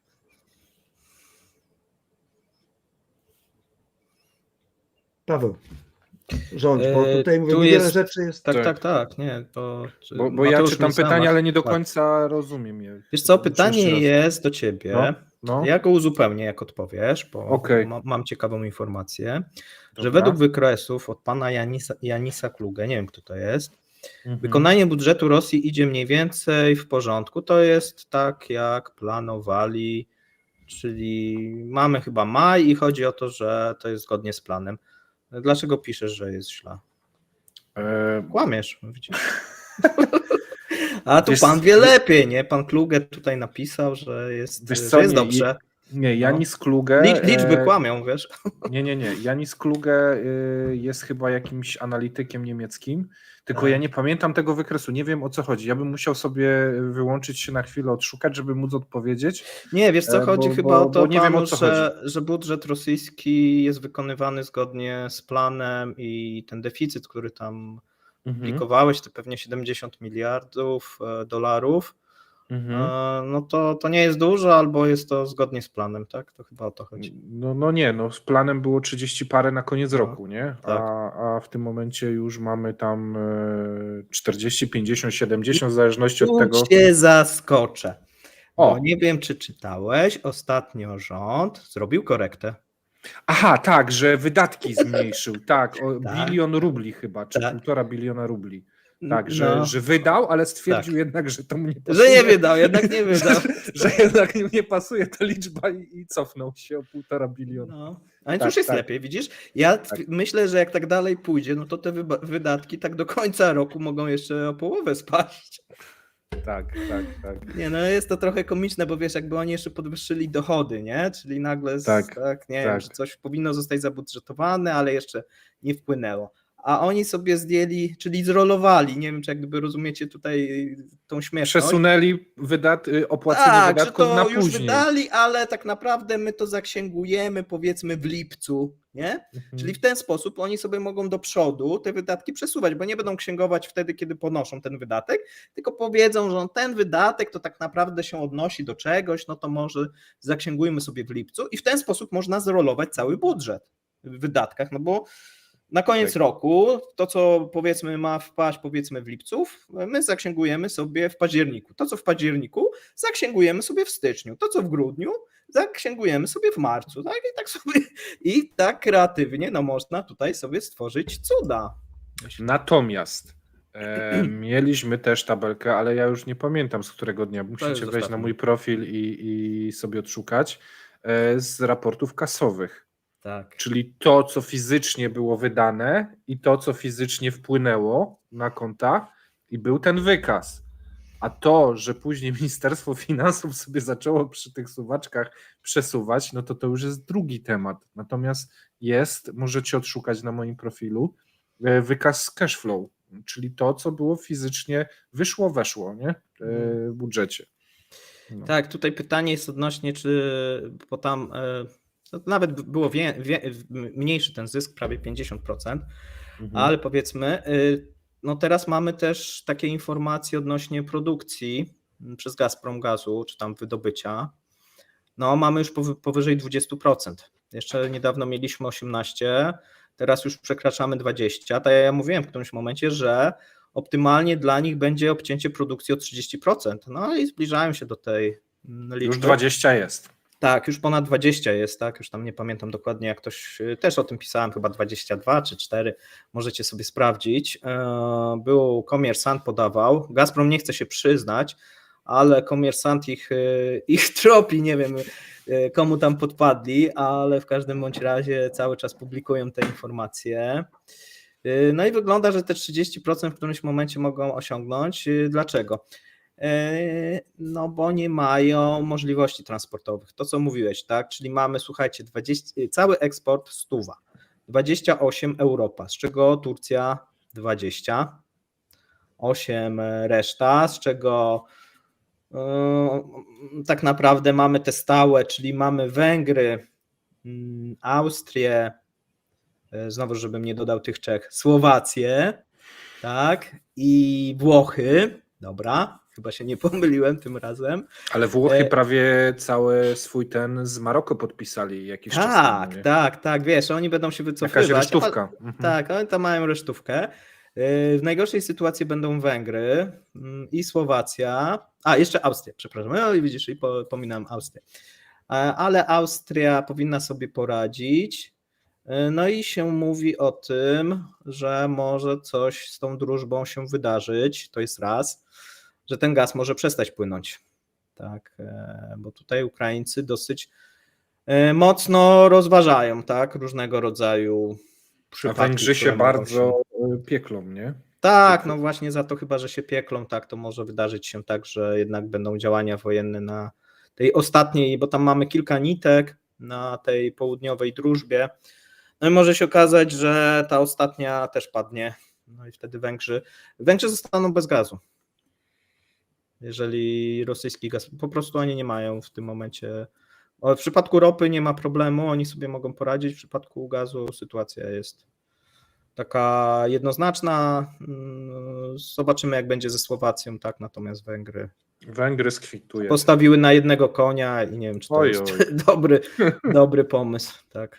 To może bardziej pan profesor, tak, bo ja ich nie rozumiem, co oni odwalają, szczerze powiedziawszy. Znaczy, oni naprawdę wierzą w to chyba, wiesz, że cały czas, że ten układ będzie wieczny i że Rosja jest na tyle potęgą, że gwarantować im będzie za tą lojalność, pomoc i dostarczanie tego wszystkiego, tych wszystkich surowców energetycznych.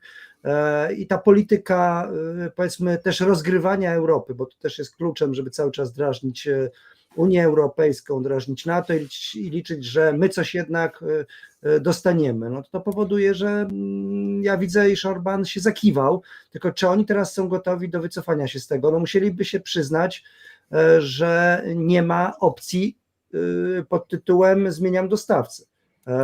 A no, to byłoby bardzo ciekawe, zwłaszcza, że jeżeli rzeczywiście Gazprom padnie i te nitki się zamkną, to jedyny sposób, chociaż nie, tam nie ma żadnej opcji, żeby podciągnąć, bo oni nie mieli co, tutaj czas. ktoś pisze o tym Turkmenistanie, to jest Azerbejdżanie. To jest... Dobrze, tu pisze o Turkmenistanie. Nie no dobra, tak, Węgry mogą sobie tam kupić, ale czymś tak, o South Streamem, tym południowym potokiem, też no... Czy oni zapłacą tak, Wiesz jak co, teraz to gadają się najprędzej Chińczycy? no to Nie przez wiem. ten Turkish mogliby jeszcze Turkish, próbować, ale tak? go Ale jeszcze- to też nie mają połączenia, wiesz, bo to wszystko wymaga czasu. To nie jest tak, że oni rozmawiają fajnie, natomiast no pamiętajcie, że oni nie mają dostępu do morza, a więc LNG odpada. Dokładnie. Bo w przypadku Polski, Niemiec, Francji, tych krajów, tak, tych dużych, Hiszpanii, no to mamy te możliwości transportu morskiego. W przypadku Węgier, no nie ma. No okej, A ale więc później... ten gazociąg Nie musi, mają. Oni w wiesz, zasadzie być zbudowany, musi Oni mają chyba jakoś tylko dostarczyć. oni tylko coś, co idzie przez co idzie przez Serbię i Tak. tak naprawdę to by było na tyle. Mhm. Więc oni nie za bardzo mają możliwości. Może dlatego tak stawiają na tą Rosję, chociaż no wydaje się to bez sensu zupełnie. No. Oni się po prostu wpakowali, ale to nie jest decyzja. Całe zachowanie Węgier, moim zdaniem, to nie jest decyzja ostatnich 3 lat, tylko ostatnich 15 Nie. czy 20, tego uzależnienia się surowcowego. Oni nie mieli wyjścia innego niż gdy wybuchła wojna, stanąć po stronie Rosji, bo by zostali bez ropy, bez gazu, bez elektrowni atomowej, którą też budują tam Rosjanie. Całkowicie w 100% popełnili błąd uzależnienia się od tego jednego kraju, nie? Tu Plus jest takie... jeszcze wkurzają cały czas Ukraińców swoimi Mhm. wszystkimi hasłami, choć to jedyna jeszcze opcja na dostawę czegokolwiek. No, Mhm. bo już nawet by próbowali ściągać, chociaż nie da się też, pociągami też tego nie ściągną. Znaczy nie, Więc no oni są- możesz, no ale wiesz, LNG, wiesz Ale jakie to nie w będą takiej koszty, formie, no. wiesz, No no, właśnie. znaczy no, to jest jakieś nierealne, tak, to możesz LPG i to też, no są duże koszty, tak, no to... Czołem Słuchajcie, War News. Tu jest takie pytanie od Indy Point. Dlaczego Ukraińcy nie mają problemów z paliwami płynnymi? Czy to jest układ ropa płynie z Rosji przez Ukrainę, ale Ukraina sobie bokiem coś z tego dobiera? Tam siedzi to dwóch znaczy- Ukraińców i tam w tym i wierci w tej drużbie. No. To znaczy jeszcze w styczniu, lutym duża część ropy szła do Polski z Rosji, a my dostarczaliśmy na Ukrainę ropę, więc można Tak. powiedzieć, że po części to działało w ten sposób, że Tak. Rosjanie wysyłali do Polski ropę, my sprzedawaliśmy ją Ukraińcom, oni lali ją do czołgów i strzelali do Rosjan, więc Rosjanie nalewali pokrętnie logiką, zalewali czołgi przeciwników, żeby sami się dać rozstrzelać. Tak, to tak działało. No. Tak, natomiast no powiedzmy, no płyną paliwa z Polski, z Rumunii i zaskoczę, cały czas płyną z Węgier. Czyli też od Rosji, tak jakby. Tak, też. Tu akurat od Rosji, tak? Tak. Przy czym, No i chyba teraz powoli coraz więcej tutaj na ten rynek europejski Indie wrzucają, bo one teraz też są... Nie, dużym ale mówię o producentem tym, przynajmniej. o tych krajach, bo ja nie mówię bezpośrednio tak, bezpośrednio. Więc Polska, indyjska Węgry, ropa Rumunia. też via to płynie na Ukrainę, bo Ukraińcy dostają tą ropę, którą z kolei przetwarzają Indie za rupię, kupując od Rosji. No, więc Tak. bo tam też chyba przede wszystkim, jeżeli chodzi o Indię, z tego co się orientowałem, to przede wszystkim właśnie olej napędowy, a nie benzyna. To jest główny ich ten hicior teraz eksportowy. I tutaj że wyparli nawet te interesy rosyjskie, bo kupili tego tyle, że taniej to robią i to idzie też na kierunku europejskim. Jak to nie wiem, bo to nie mój Dobra, a teraz tak, skoro Rosja nie może nic zrobić w Europie, no to musi się skupić na Azji. I ty, Paweł, pisałeś chyba wczoraj odnośnie wizyty kogo? Premiera Rosji? Tak. W Chinach. Misztustyn. Tak. Tak. Misztustyn. I słuchałem wszystkim- dzisiaj Mhm. jednego podcastu, mogę powiedzieć, Super Expressu. I tam mówiono, że to jest wielki sukces rosyjski. Pan redaktor tak mówił, nie będę Okej. wymieniał. No to sprawdźmy, jak ten sukces wygląda. To może ja wam przeczytam. Rozłóżmy to na czynniki pierwsze. W wyniku Znaczy, Miszustin do rosyjskich takiego- rozmów strony podpisały szereg dokumentów i umów biznesowych. Pierwsze. Memorandum o porozumieniu między Ministerstwem Rozwoju Gospodarczego Federacji Rosyjskiej a Ministerstwem Handlu Chińskiej Republiki Ludowej w sprawie pogłębienia współpracy w zakresie handlu usługami. Drugie. Protokół pomiędzy rosyjską główną inspekcją fitosanitarną, a główną administracją celną Chin w sprawie wymagań fitosanitarnych dla prosa eksportowanego z Rosji do Chin. Trzecie. Protokół między rosyjską główną administracją fitosanitarną, a główną administracją celną chińską Republiki Ludowej w sprawie wymagań fitosanitarnych dla surowców roślin leczniczych dla tradycyjnej medycyny chińskiej eksportowanej do Rosji. Trzecie. Memorandum o przyjaźni i współpracy między ministrem sportu Federacji Rosyjskiej a Główną Administracją Państwową do spraw kultury fizycznej i sportu Chin. I ostatnie. Wspólne oświadczenie woli o przedłużeniu programu pilotażowego przyspieszone postępowanie patentowe pomiędzy Rospatentem a Administracją Państwową Chińską Republiki Ludowej do spraw własności intelektualnej. Koniec. To są tych 5 głównych super umów biznesowych. Brzmi jak wielki sukces handlowy. Tak, No zdecydowanie. nie będzie robaczków w Rzęszeniu. No to też się liczy. No Dobre wiesz, do no, opinii myślę, że być. ta medycyna tradycyjna będzie przełom. Tradycyjna medycyna pola walki.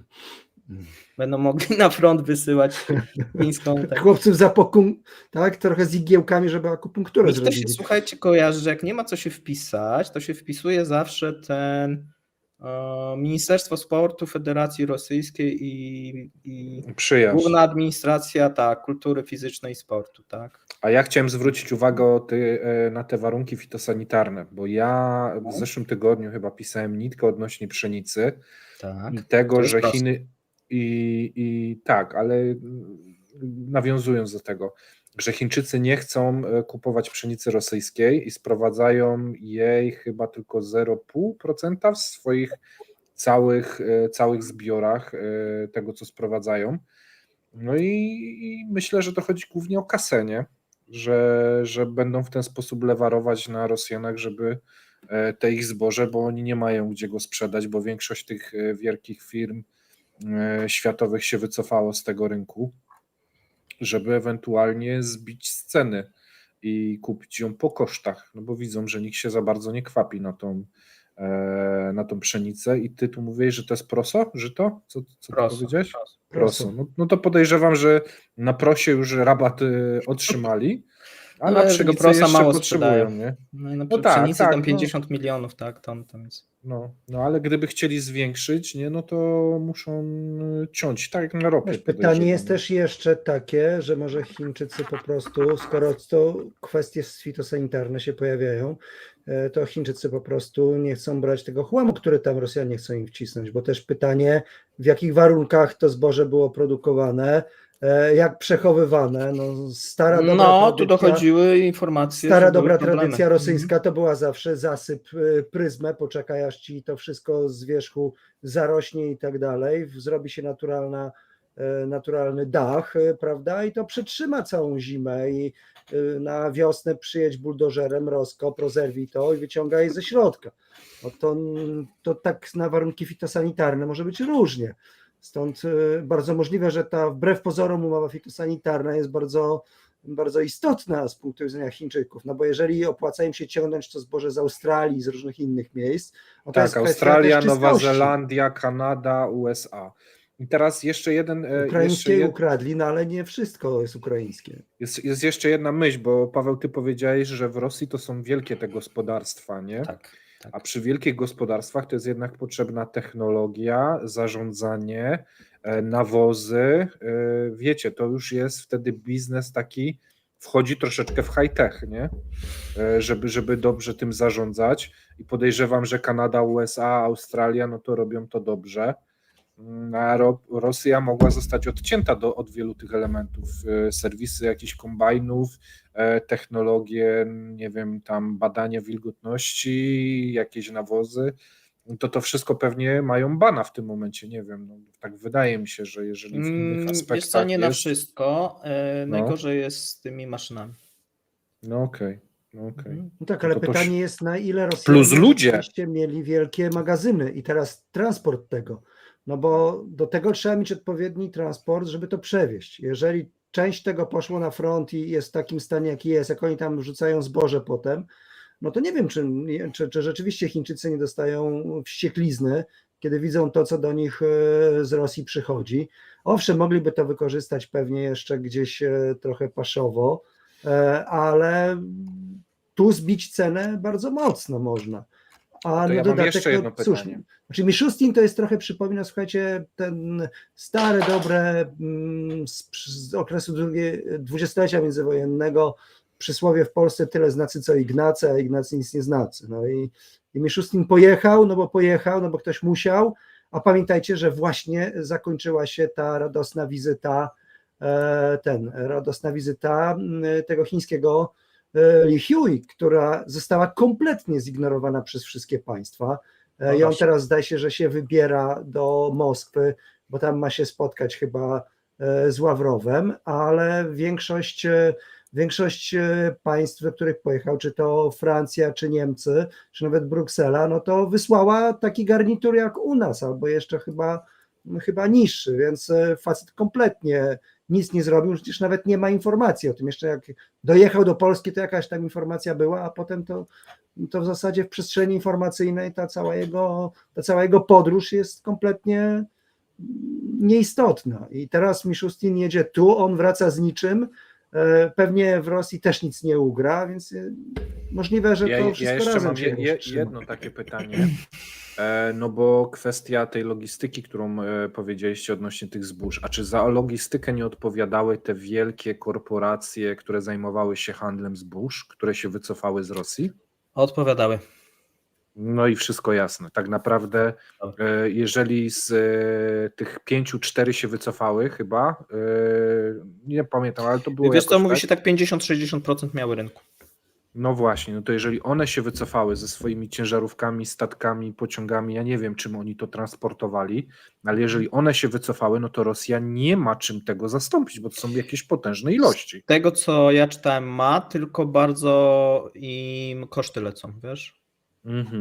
Bo wiesz, to nawet nie chodzi o to, że będą jakieś mniejsze jednostki, tylko wiesz, w tych dużych firmach mieli to logistycznie lepiej poukładane, wiesz, w przypadku tych mniejszych firm, no mówi się, że po prostu te koszty będą wyższe. Ale chciałem się was zapytać, bo nie wiem, czy pamiętacie, po co Mishustin pojechał do tych Chin? No bo przywiózł te chyba nie po tą medycynę tradycyjną. On nie pojechał po siłę Syberii? Po siłę Syberii. Też, ale po coś jeszcze? Ale Chińczycy go posłali na szczaw i mirabelki, bo zdaje się, że nie podpisali. nic. Bo mieli mieli podpisali z tego. Tak, bo mieli No, podpisać, bo to podpisać. obiecane było Putinowi w Moskwie, że oni wrócą i teraz te gazety rosyjskie pisały, że on właśnie jedzie, żeby zrealizować wszystkie obietnice, które padły w Moskwie na spotkaniu Xi z Putinem. A to ja już pisałem wtedy, że dupa z tego będzie. To już zaraz po spotkaniu, to było 2 miesiące temu. Więc... Ale jeszcze po jedną rzecz pojechał, która w tym momencie najbardziej jest potrzebna Rosji, czyli daj juany. A, juanek. Po słepy juanowe. Ale też chyba tak drukarka się zacięła i... Nie, powiedzieli nie. Też nie. Na razie nie.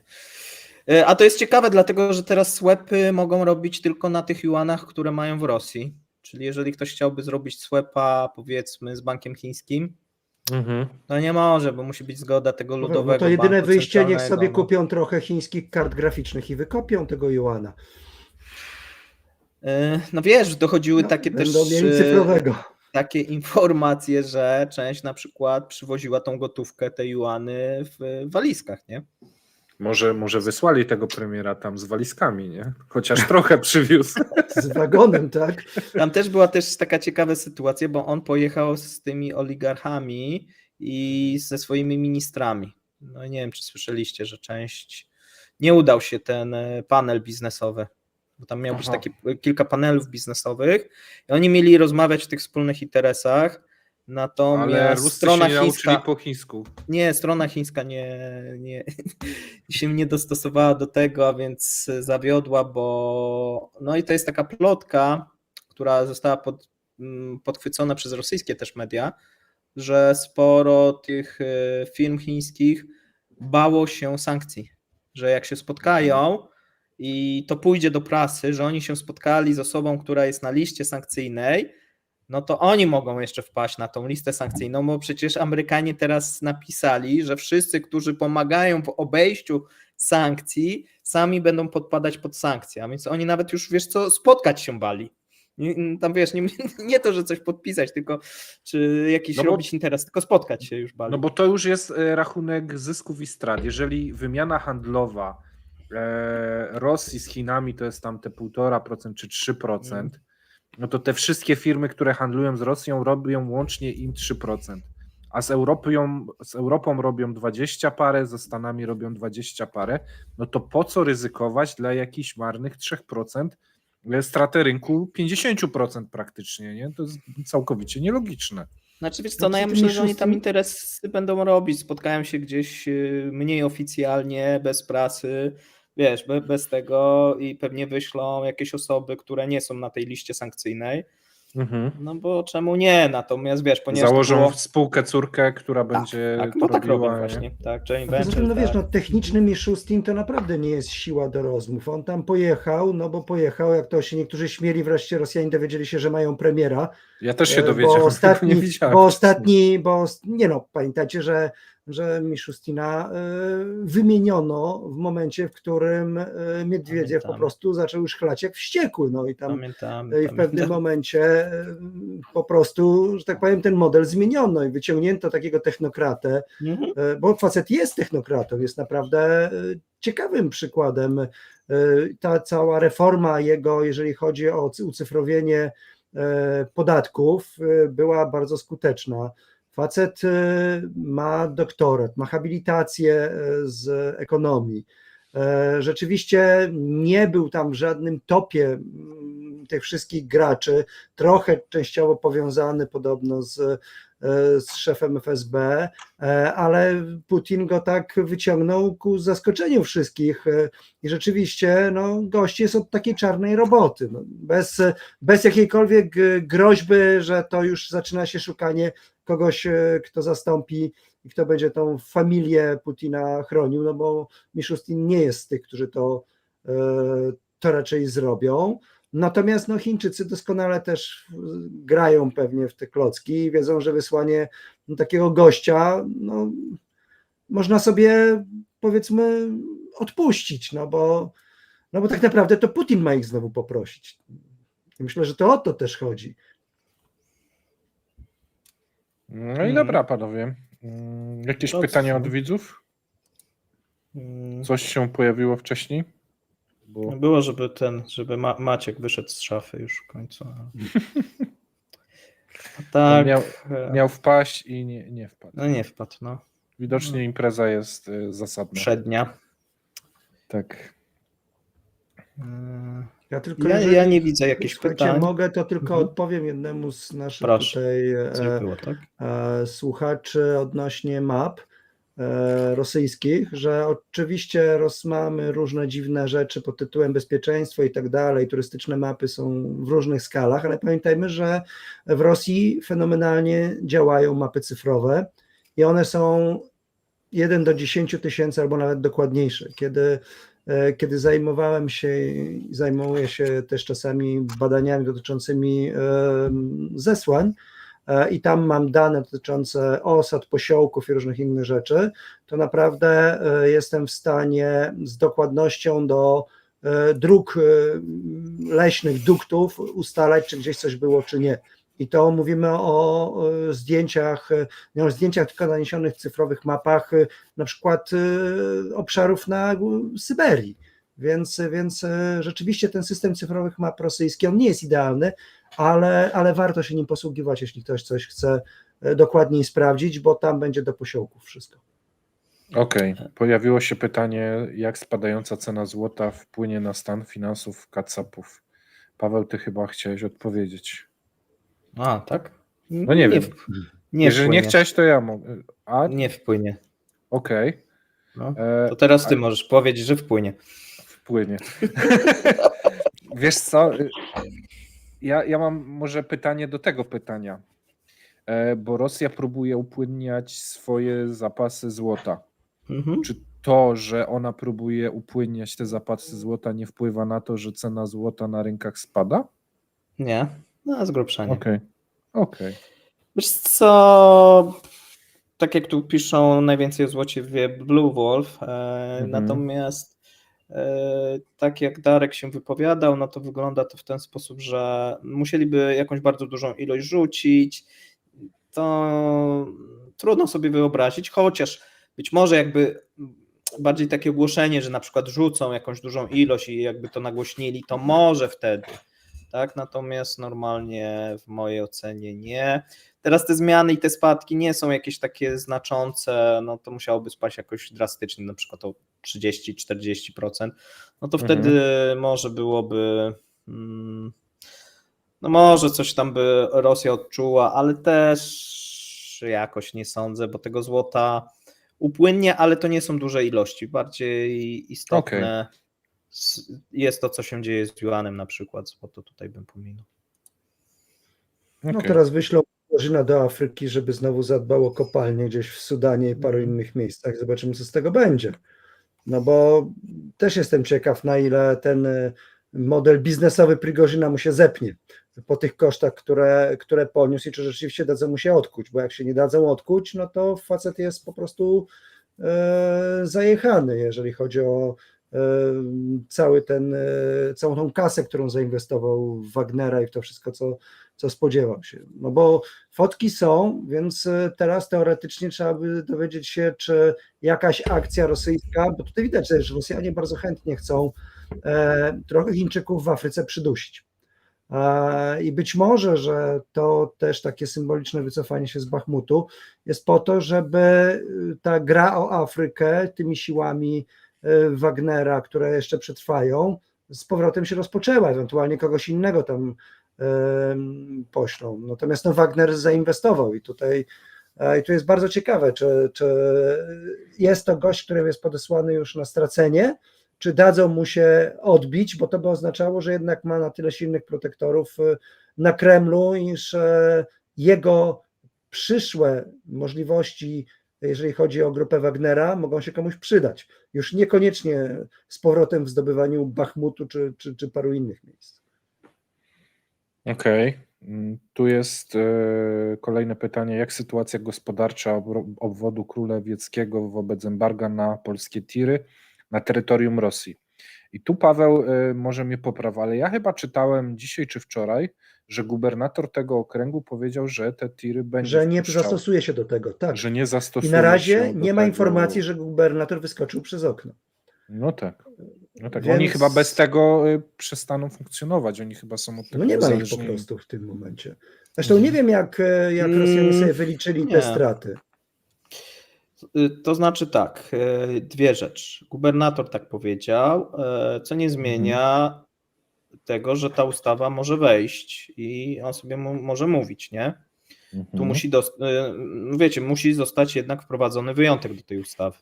Nie może tak, że wiesz, on się nie dostosuje, po prostu będzie ustawa i tyle. Ale być może taki wyjątek zostanie wprowadzony, bo skoro nie wyleciał przez okno lub nic się nie dzieje i nie było dementi też, bo zobaczcie, nie było dementi rządowego, że jednak nie i nie został przywołany do porządku, a więc być może będzie, być może na ten temat rozmawiają, nie wiem. Być może też chcą zobaczyć, jaka będzie reakcja rządu polskiego, czy rząd polski jakoś tutaj odpowie na to dodatkowymi jakimiś sankcjami, to też sobie możemy wyobrazić, bo tak powinno być jednak. Na razie rząd polski nic nie robi, udaje, że nie ma. Nie słyszał. Że nie słyszał, tak, że coś na tej Kremlince gadali, na tym Twitterze, to jakieś głupoty, nie? No natomiast kiedyś będzie musiał się, wydaje się, do tego ustosunkować. No zobaczymy, tak. Na pewno jak każdy nie zakaz. Wiedzą, że te samochody nadal jeżdżą na Rosję, że są święcie tak, wiesz, no już... każdy zakaz będzie omijany, tak, bo to nie jest tak, że ten zakaz nie zostanie ominięty.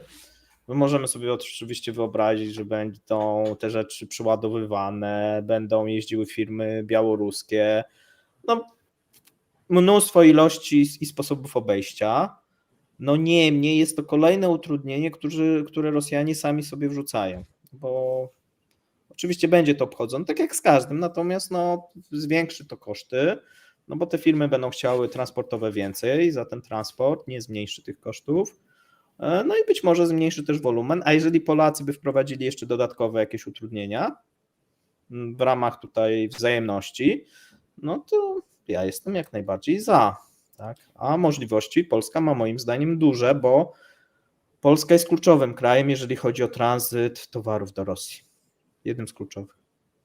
Tak, a więc to przez nasz kraj jest to jeden właśnie z kierunków tych, gdzie trafiają szczególnie rzeczy spożywcze i zarówno z Polski, jak i krajów zachodnich. Bo na to nie ma, przypomnijmy, nie ma na to sankcji. I to, co ludzie piszą często, że w Rosji są towary, jeszcze towary zachodnie, no są, no bo przecież nie ma na to sankcji, to dlaczego ma ich nie być? No słuchajcie.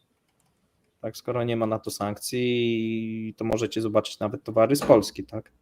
W rosyjskich supermarketach. No nie jest tak, że one są na lewo sprowadzane, normalne firmy wysyłają, znam takie firmy, które na tym się dorobiły dosyć potężnych majątków, szczególnie przez ostatni rok. Tak, wystarczy dobra odprawa na granicy, przyczepienie się ciągnika i to leci wszystko. Wszyscy sobie na tym dobrze żyją. Ale też jakoś tak dziwny jest ten pomysł, że nagle, prawda, to Polacy będą musieli tankować w jakimś specjalnym miejscu, no bo znowu pewnie znajdzie się ktoś, kto będzie tankował to samo, tylko po cichu. No tak mówię, no wszystko się da obejść, tak to nie o to chodzi. Ja jestem za tym, co Unia chciała i G7 kiedyś wprowadzić, czyli o czym mówiłem, a co jednak nie wchodzi ku mojemu rozczarowaniu, czyli białe listy, zakaz handlu z Rosją i wprowadzenie białych list. No jednak stwierdzono, że się rozszerzy tą czarną listę, no ja byłem za tym, żeby wprowadzić listę, najlepiej, żeby tam była ta lista biała, pusta i wtedy byłoby prosto, tak? Nie można nic wwozić do Rosji i tyle. No to to jest taka ta zabawa, tak nie wiem, czy ona ma Kotka i myszkę sens. troszeczkę, nie? Co? Kotka i myszkę Tak, troszeczkę. kotka i myszkę. Teraz bez tej Rosji Europa sobie doskonale radzi i by sobie poradziła. Nie wiem, Ale dla wiesz tych kilku co, ale firm. No Paweł, ja rozumiem, ale że wydaje mi się, ludzie, że to jest którzy... kwestia pan- psychologiczna, nie? Że po Tak, prostu tak. Europa potrzebowała czasu, żeby Ale to wiesz, no dla tych zrozumieć. kilku firm no ja wiem, że to są jakieś miejsca pracy, natomiast no jednak no powinna być gradacja tych celów.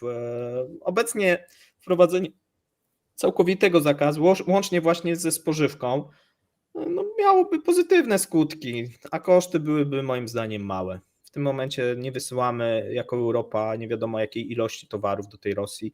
To cały czas zresztą spada z miesiąca na miesiąc.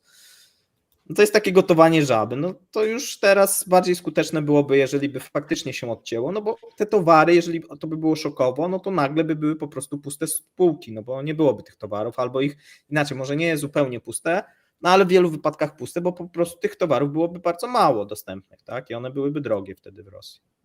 No ale jak widać, Unia Europejska ma to do siebie, że nie lubi takich drastycznych ruchów.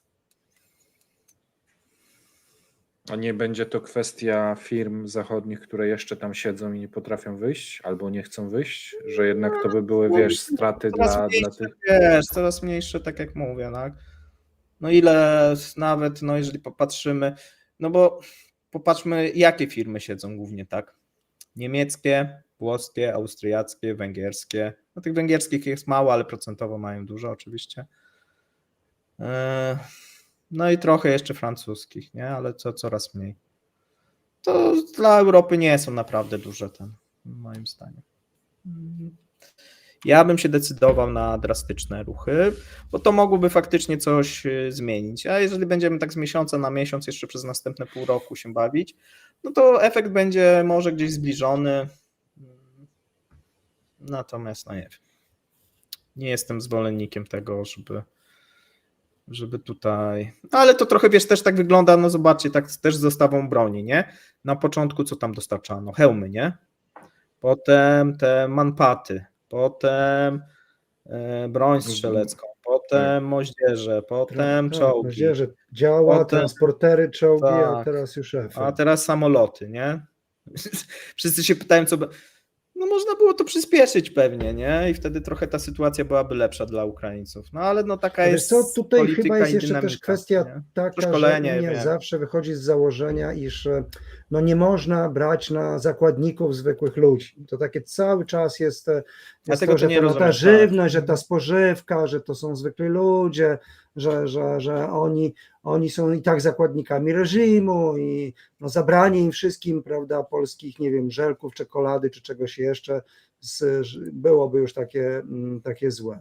I to jednak rzeczywiście jest coś, co blokuje takie ostre postawienie wszystkiego. No, może dlatego, że też się boją, że jakiekolwiek jeszcze byłyby działania z drugiej strony, no ale jakie mogą być? No ale jak, W zasadzie znaczy byśmy wiesz, już wyłączyli. no ten Co gazociąg LPG przestaną sprzedawać nam, no no. to przestaną. No to kurczę, oni potrzebują tego kasy za ten LPG. No wiesz, już nie ma tego szantażu energetycznego, jeszcze jak wiesz, mówią, no dobra, odetną nam gaz, odetną nam ropę, nie wiadomo co się stanie, umrzemy, nie? Nawet na zachodzie były Chcieli, takie chomiki głosy. żyją. Chomiki żyją, nic się nie dzieje, tak.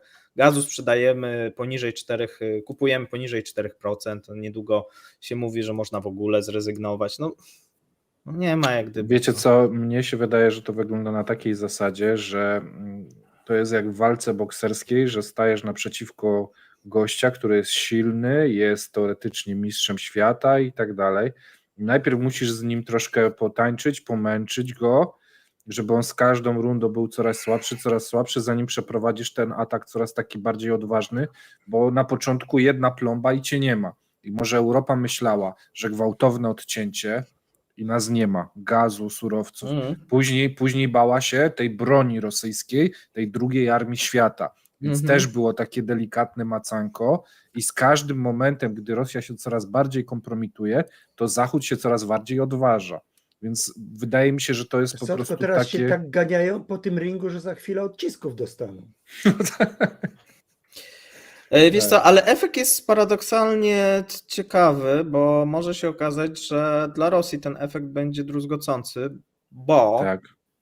jeżeli by na przykład, wiesz, broń byłaby szybciej dostarczana, sankcje byłyby od razu Szybciej by bardziej było dotkliwe. zakończone, mniej by mieli szkód. A tak? Tak, mogłoby się okazać, że nagle Rosjanie by faktycznie, im tam gospodarka się wykoleiła i ludzie by zaczęli odczuwać i trzeba byłoby zmieniać ten reżim, a tak jest trochę takie gotowanie faktycznie tej żaby i przyzwyczajenie tego, no nie ma czegoś tam w Rosji, no dobra, ale jest, nie? W następnym miesiącu no jest drożej, ale i wiesz, i tak z miesiąca na miesiąc zarówno ten reżim jest przyzwyczajony do tych coraz większych sankcji, coraz mniejszych wpływów, coraz większych wydatków, ale podejrzewam... Ale nomen omen tracą Nie? całą zdolność zbrojną i całą zdolność ekonomiczną. Ekonomiczną, nie? No bo już się teraz mówi, takie jak rozmawialiśmy kiedyś, no mitem jest, że oni są w stanie odbudować swoją armię w przeciągu 10 lat. No nie są w stanie. Nie ma takiej możliwości matematycznej, nie? Ekonomicznej, matematycznej. Ekonomiczna, tak, no bo ta ropa musiałaby być... myśleli, że cały czas ropa będzie musiałaby zysk. być po 200 i to jeszcze przez kilka lat, nie? Żeby, a wszystko wydaje się, że to będzie w inną stronę szło. A więc no to gotowanie może jak gdyby w długotrwale zaszkodzić Rosji bardziej niż taka powiedzmy roczna eskapada czy wojna i zakończenie tego i pogodzenie Ja myślę, się z Zachodem. że może to było właśnie takie powolne wpuszczanie ją w tą pułapkę i dociśnięcie do ziemi. I teraz po prostu każdy miesiąc no to jest utrata, wiesz, potężnych zasobów finansowych, zasobów zbrojeniowych, zmęczenie społeczeństwa, więc jakby to szybko zakończyli, to za 5 lat mogłoby znowu komuś na Kremlu odbić, robimy dogrywkę. A jeżeli ich tak przeorają 2 lata, czy 3, czy ile to wyjdzie, to może się już wszystkim odechce na dekadę lub 2 w ogóle jakieś ale pomysły. nie ma reguły, bo pamiętaj, że przez te 3 lata to sobie wyremontują tych czołgów głębokiego składowania ileś tam i znowu uznają, że są silni i będą nękać. Bo to jest Rosja z ich mentalnością taką, która jest trudna do zrozumienia.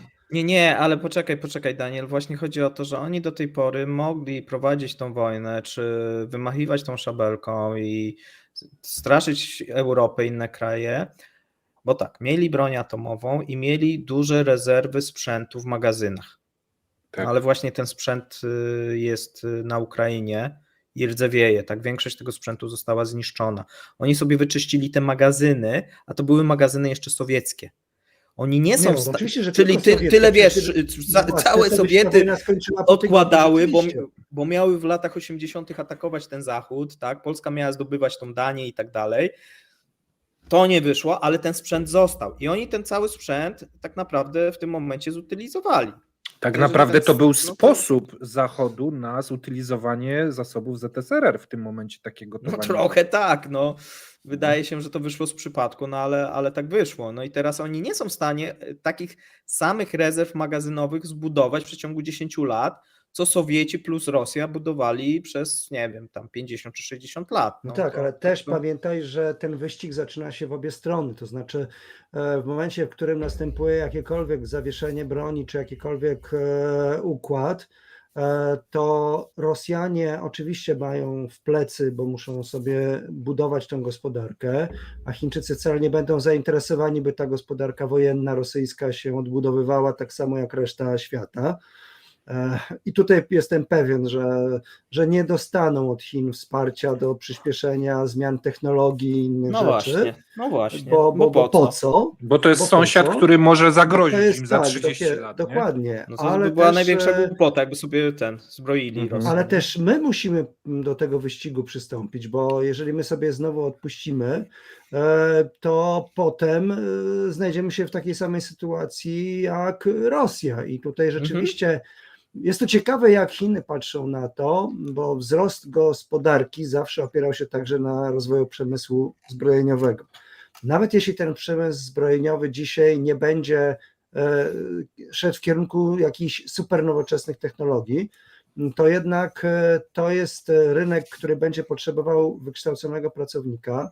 To jest rynek, który będzie napędzał gospodarkę Europy, no i jeszcze na dodatek będzie działał wewnętrznie. A więc ta kasa, którą będziemy wydawać na podnoszenie zbrojeń, na to działanie takie obronne, na amunicję, na wszystko, to jest kasa, której w jakimś tam rozrachunku nie wydamy w Pekinie, więc chłopcy są na swój sposób stratni w związku z takimi działaniami Europy, a bez wątpienia, patrząc jednak na te działania polityków, Europa idzie w tym kierunku przezbrajania się.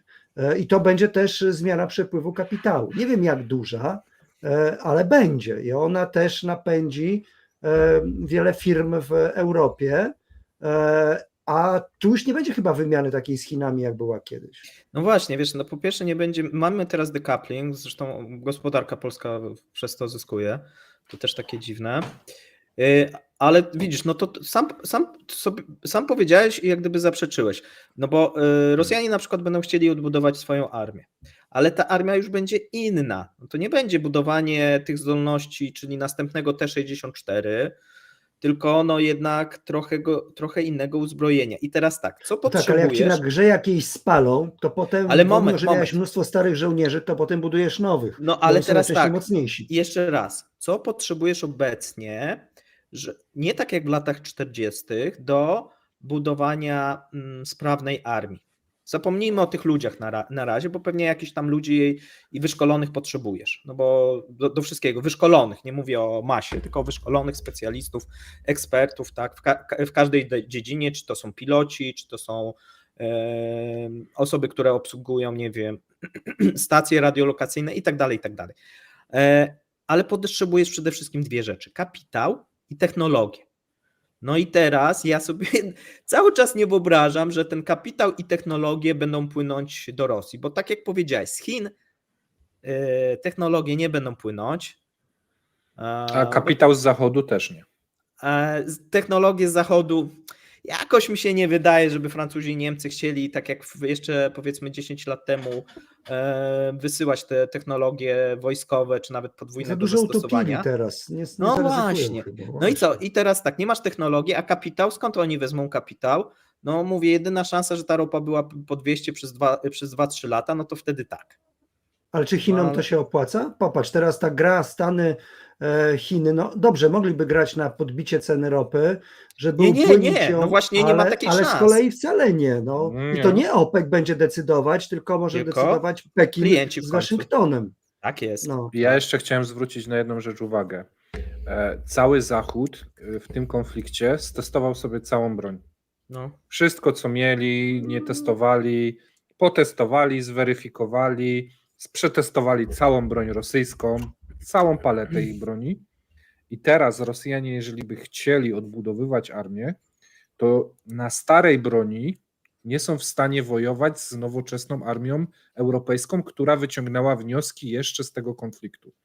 Nowej broni, którą produkowali, jest już rozczytana, bo została zweryfikowana przez Zachód i też Zachód wyciągnął wnioski i wie się, jak do niej przygotować, a nowocześniejszej broni absolutnie nie mają. Więc w tym momencie jest to takie, że no te 10 lat, które było mówione, no będzie bardzo ciężkie. Oni mogli Nie, no to jest próbować trochę, zrobić, wiesz, no, Rosja chcąc walczyć, musi, jeżeli nie pójdzie w technologię, to musi wrócić do komunizmu, wziąć z powrotem społeczeństwo za twarz, jak za czasów Stalina, prawda? I mieć w tym momencie, jeszcze w ostatnim zrywie, zdolność do wyciągnięcia ludzi z wszystkich możliwych domów, posiołków, hutorów i tak dalej, w kierzowych butach i rzucenia ich do przodu, licząc na to, że prawda, tam sobie zjecie, tam sobie ale coś teraz jeszcze ukradniecie. drony ich po prostu zdziesiątkują. Nie, no, Przecież no ale to jest, teraz ale wiesz, to no, już nie ma sensu. myśląc technologiami rosyjskimi, myśląc jak Rosjanie traktują żołnierza, no to rzeczywiście jest to sytuacja taka, iż oni nie mają innego wyjścia.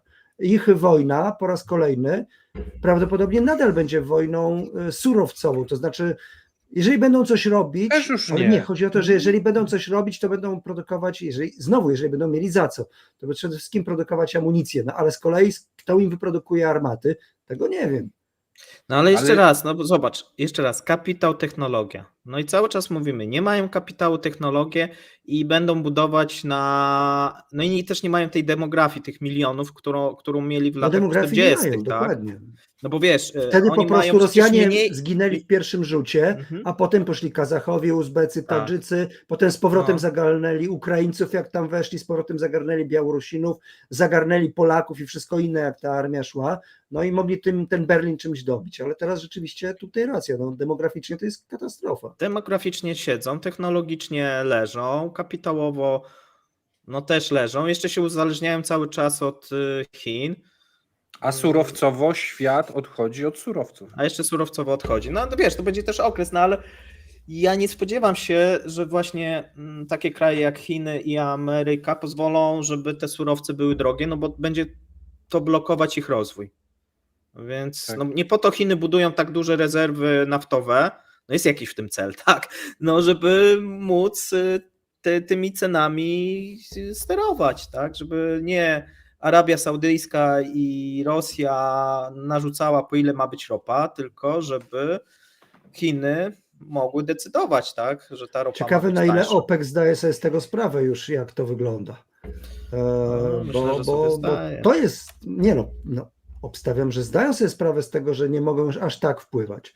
Ale no, jest ich parę raczej, no bo dobra, OPEC jak OPEC, ale zobacz, jeżeli Chińczycy są w stanie kontrolować sporą część wydobycia Wenezueli, no to Rosja tutaj wypada z obrotu, no to ten OPEC plus staje się taki słabiutki i tak No, naprawdę ci wiesz, główni no, gracze, jakimś graczem nadal jest, tak, to nie jest tak, że oni no nagle, jest, wiesz, ale nie no takim jest, silnym tylko jak na innych kiedyś, zasadach. po prostu. No wiele krajów z OPEC-u dlatego też inwestuje w turystykę, rozwój turystyki i no oni wiedzą, że ten okres się kończy, No. że Szczególnie muszą popatrz, że wymyślić. teraz Niemcy właśnie Znaczy, Rosjanie tak podpisywali z mniej. Angolą umowę o ten Polskie. wodór. To też jest ciekawe. Bo teraz właśnie chodziło, że w Niemczech ta umowa dotycząca z Angolą, dotycząca tam budowy tych fabryk wodorowych. I to Angola ma być jednym z takich głównych graczy, jeżeli chodzi o Niemcy, o ten nowy wodór, o ten obszar, gdzie można pozyskiwać tą tanią energię. I teraz rzeczywiście to jest jedna z kwestii takich, które niedawno się pojawiły. Więc widać, że Niemcy też grają na różne tutaj fronty, a jednocześnie swoją energetykę zażynają, także za chwilę nie będą mieli mocy na to, co przemysł będzie chciał. I tu jest ciekawy wniosek z ostatnich kilku lat. Nie wiem, czy widzieliście, wrzuciłem dzisiaj taki wykres odnośnie wzrostu PKB od czwartego kwartału 2019 do teraz, że Polska w Europie miała największy wzrost PKB, a Czechy i Niemcy na minusie. No UK jeszcze. No i mocno. UK, tak, ale tutaj Niemcy widać ewidentnie, że coś nie gra od kilku lat, nie? Że to Nie, się... dzisiaj Samochody. chyba Duch wrzucał. Samochody. Dzisiaj chyba Mateusz wrzucał taką nitkę właśnie o tym, że Niemcy się przygotowują do odcinania zasilania, dlatego że po prostu Tak. cała ich zielona rewolucja skupiła się na tym, że mają prawda, miejsca, w których mają energię, ale nie mają tak jak u nas w pewnym momencie, nie ma tego miejsca do przesyłu. I że to są dziesiątki tysięcy nowych linii, którymi trzeba by zrobić, a oni są niewydolni kompletnie, a ilość energii, która potrzebna będzie do tej zielonej rewolucji, żeby ona się napędzała energetycznie, tylko rośnie. I znaleźli się, zdaje się, że jakimś takiej pułapce, stąd z kolei ta Angola i te podpisanie umów, i to na zasadzie takiego barteru, że Angola będzie współpracowała i tam mają te fabryki postawić. Zobaczymy, co z tego wyjdzie, no bo to też mogą być obietnice takie jak te dostawy czołgów na Ukrainę. No dobrze, słuchajcie, to chyba kończymy. 2 godziny i tak poleciałem. Myślałem, że w trójkę to w godzinkę obskoczymy tematy. No wiem, że będzie długo. Mamy 1823 widzów i słuchaczy, a więc myślę, że jest dosyć dobry wynik. Tutaj jeszcze PJ, to nie ja nie płacę sobie za ten, co akurat znany kolega, tak, dziękujemy PJ za tutaj Kaje Maciek kanału. cały czas, często pytacie, Maciek dzisiaj imprezuje. No w szafie jest tylko cały czas, gada przez telefon w tej szafie. Jeszcze nie skończył rozmowy. Słuchajcie, no dopadło go paru naszych ludzi, a jak ktoś obserwował fotki na Twitterze, to wiedział, że tam się zebrała ekipa taka silna. Dzisiaj cały Twitter w jednym miejscu. Jakby tam ktoś zrzucił bombę, to by była straszna To nie byłoby informacji na Twitterze. Ja się bałem, ja nie pojechałem. No, właśnie dlatego. No ja rozumiem. Ja miałem nawet dzisiaj w pasie, ale się nie wyrobiłem. Zobaczymy, może jutro na tego Patronite'a się przejdę, bo też mam zaproszenie, ale chyba nie dam rady też. Z synem coś porobię, bo już marudził, że piątek jest dla niego. Dobra, słuchajcie, to co? To wszystkim życzymy dobrej nocy. Dziękujemy, że byliście tak długo z nami i zapraszamy za tydzień. Pozdrawiamy. Cześć. Trzymajcie się. Cześć.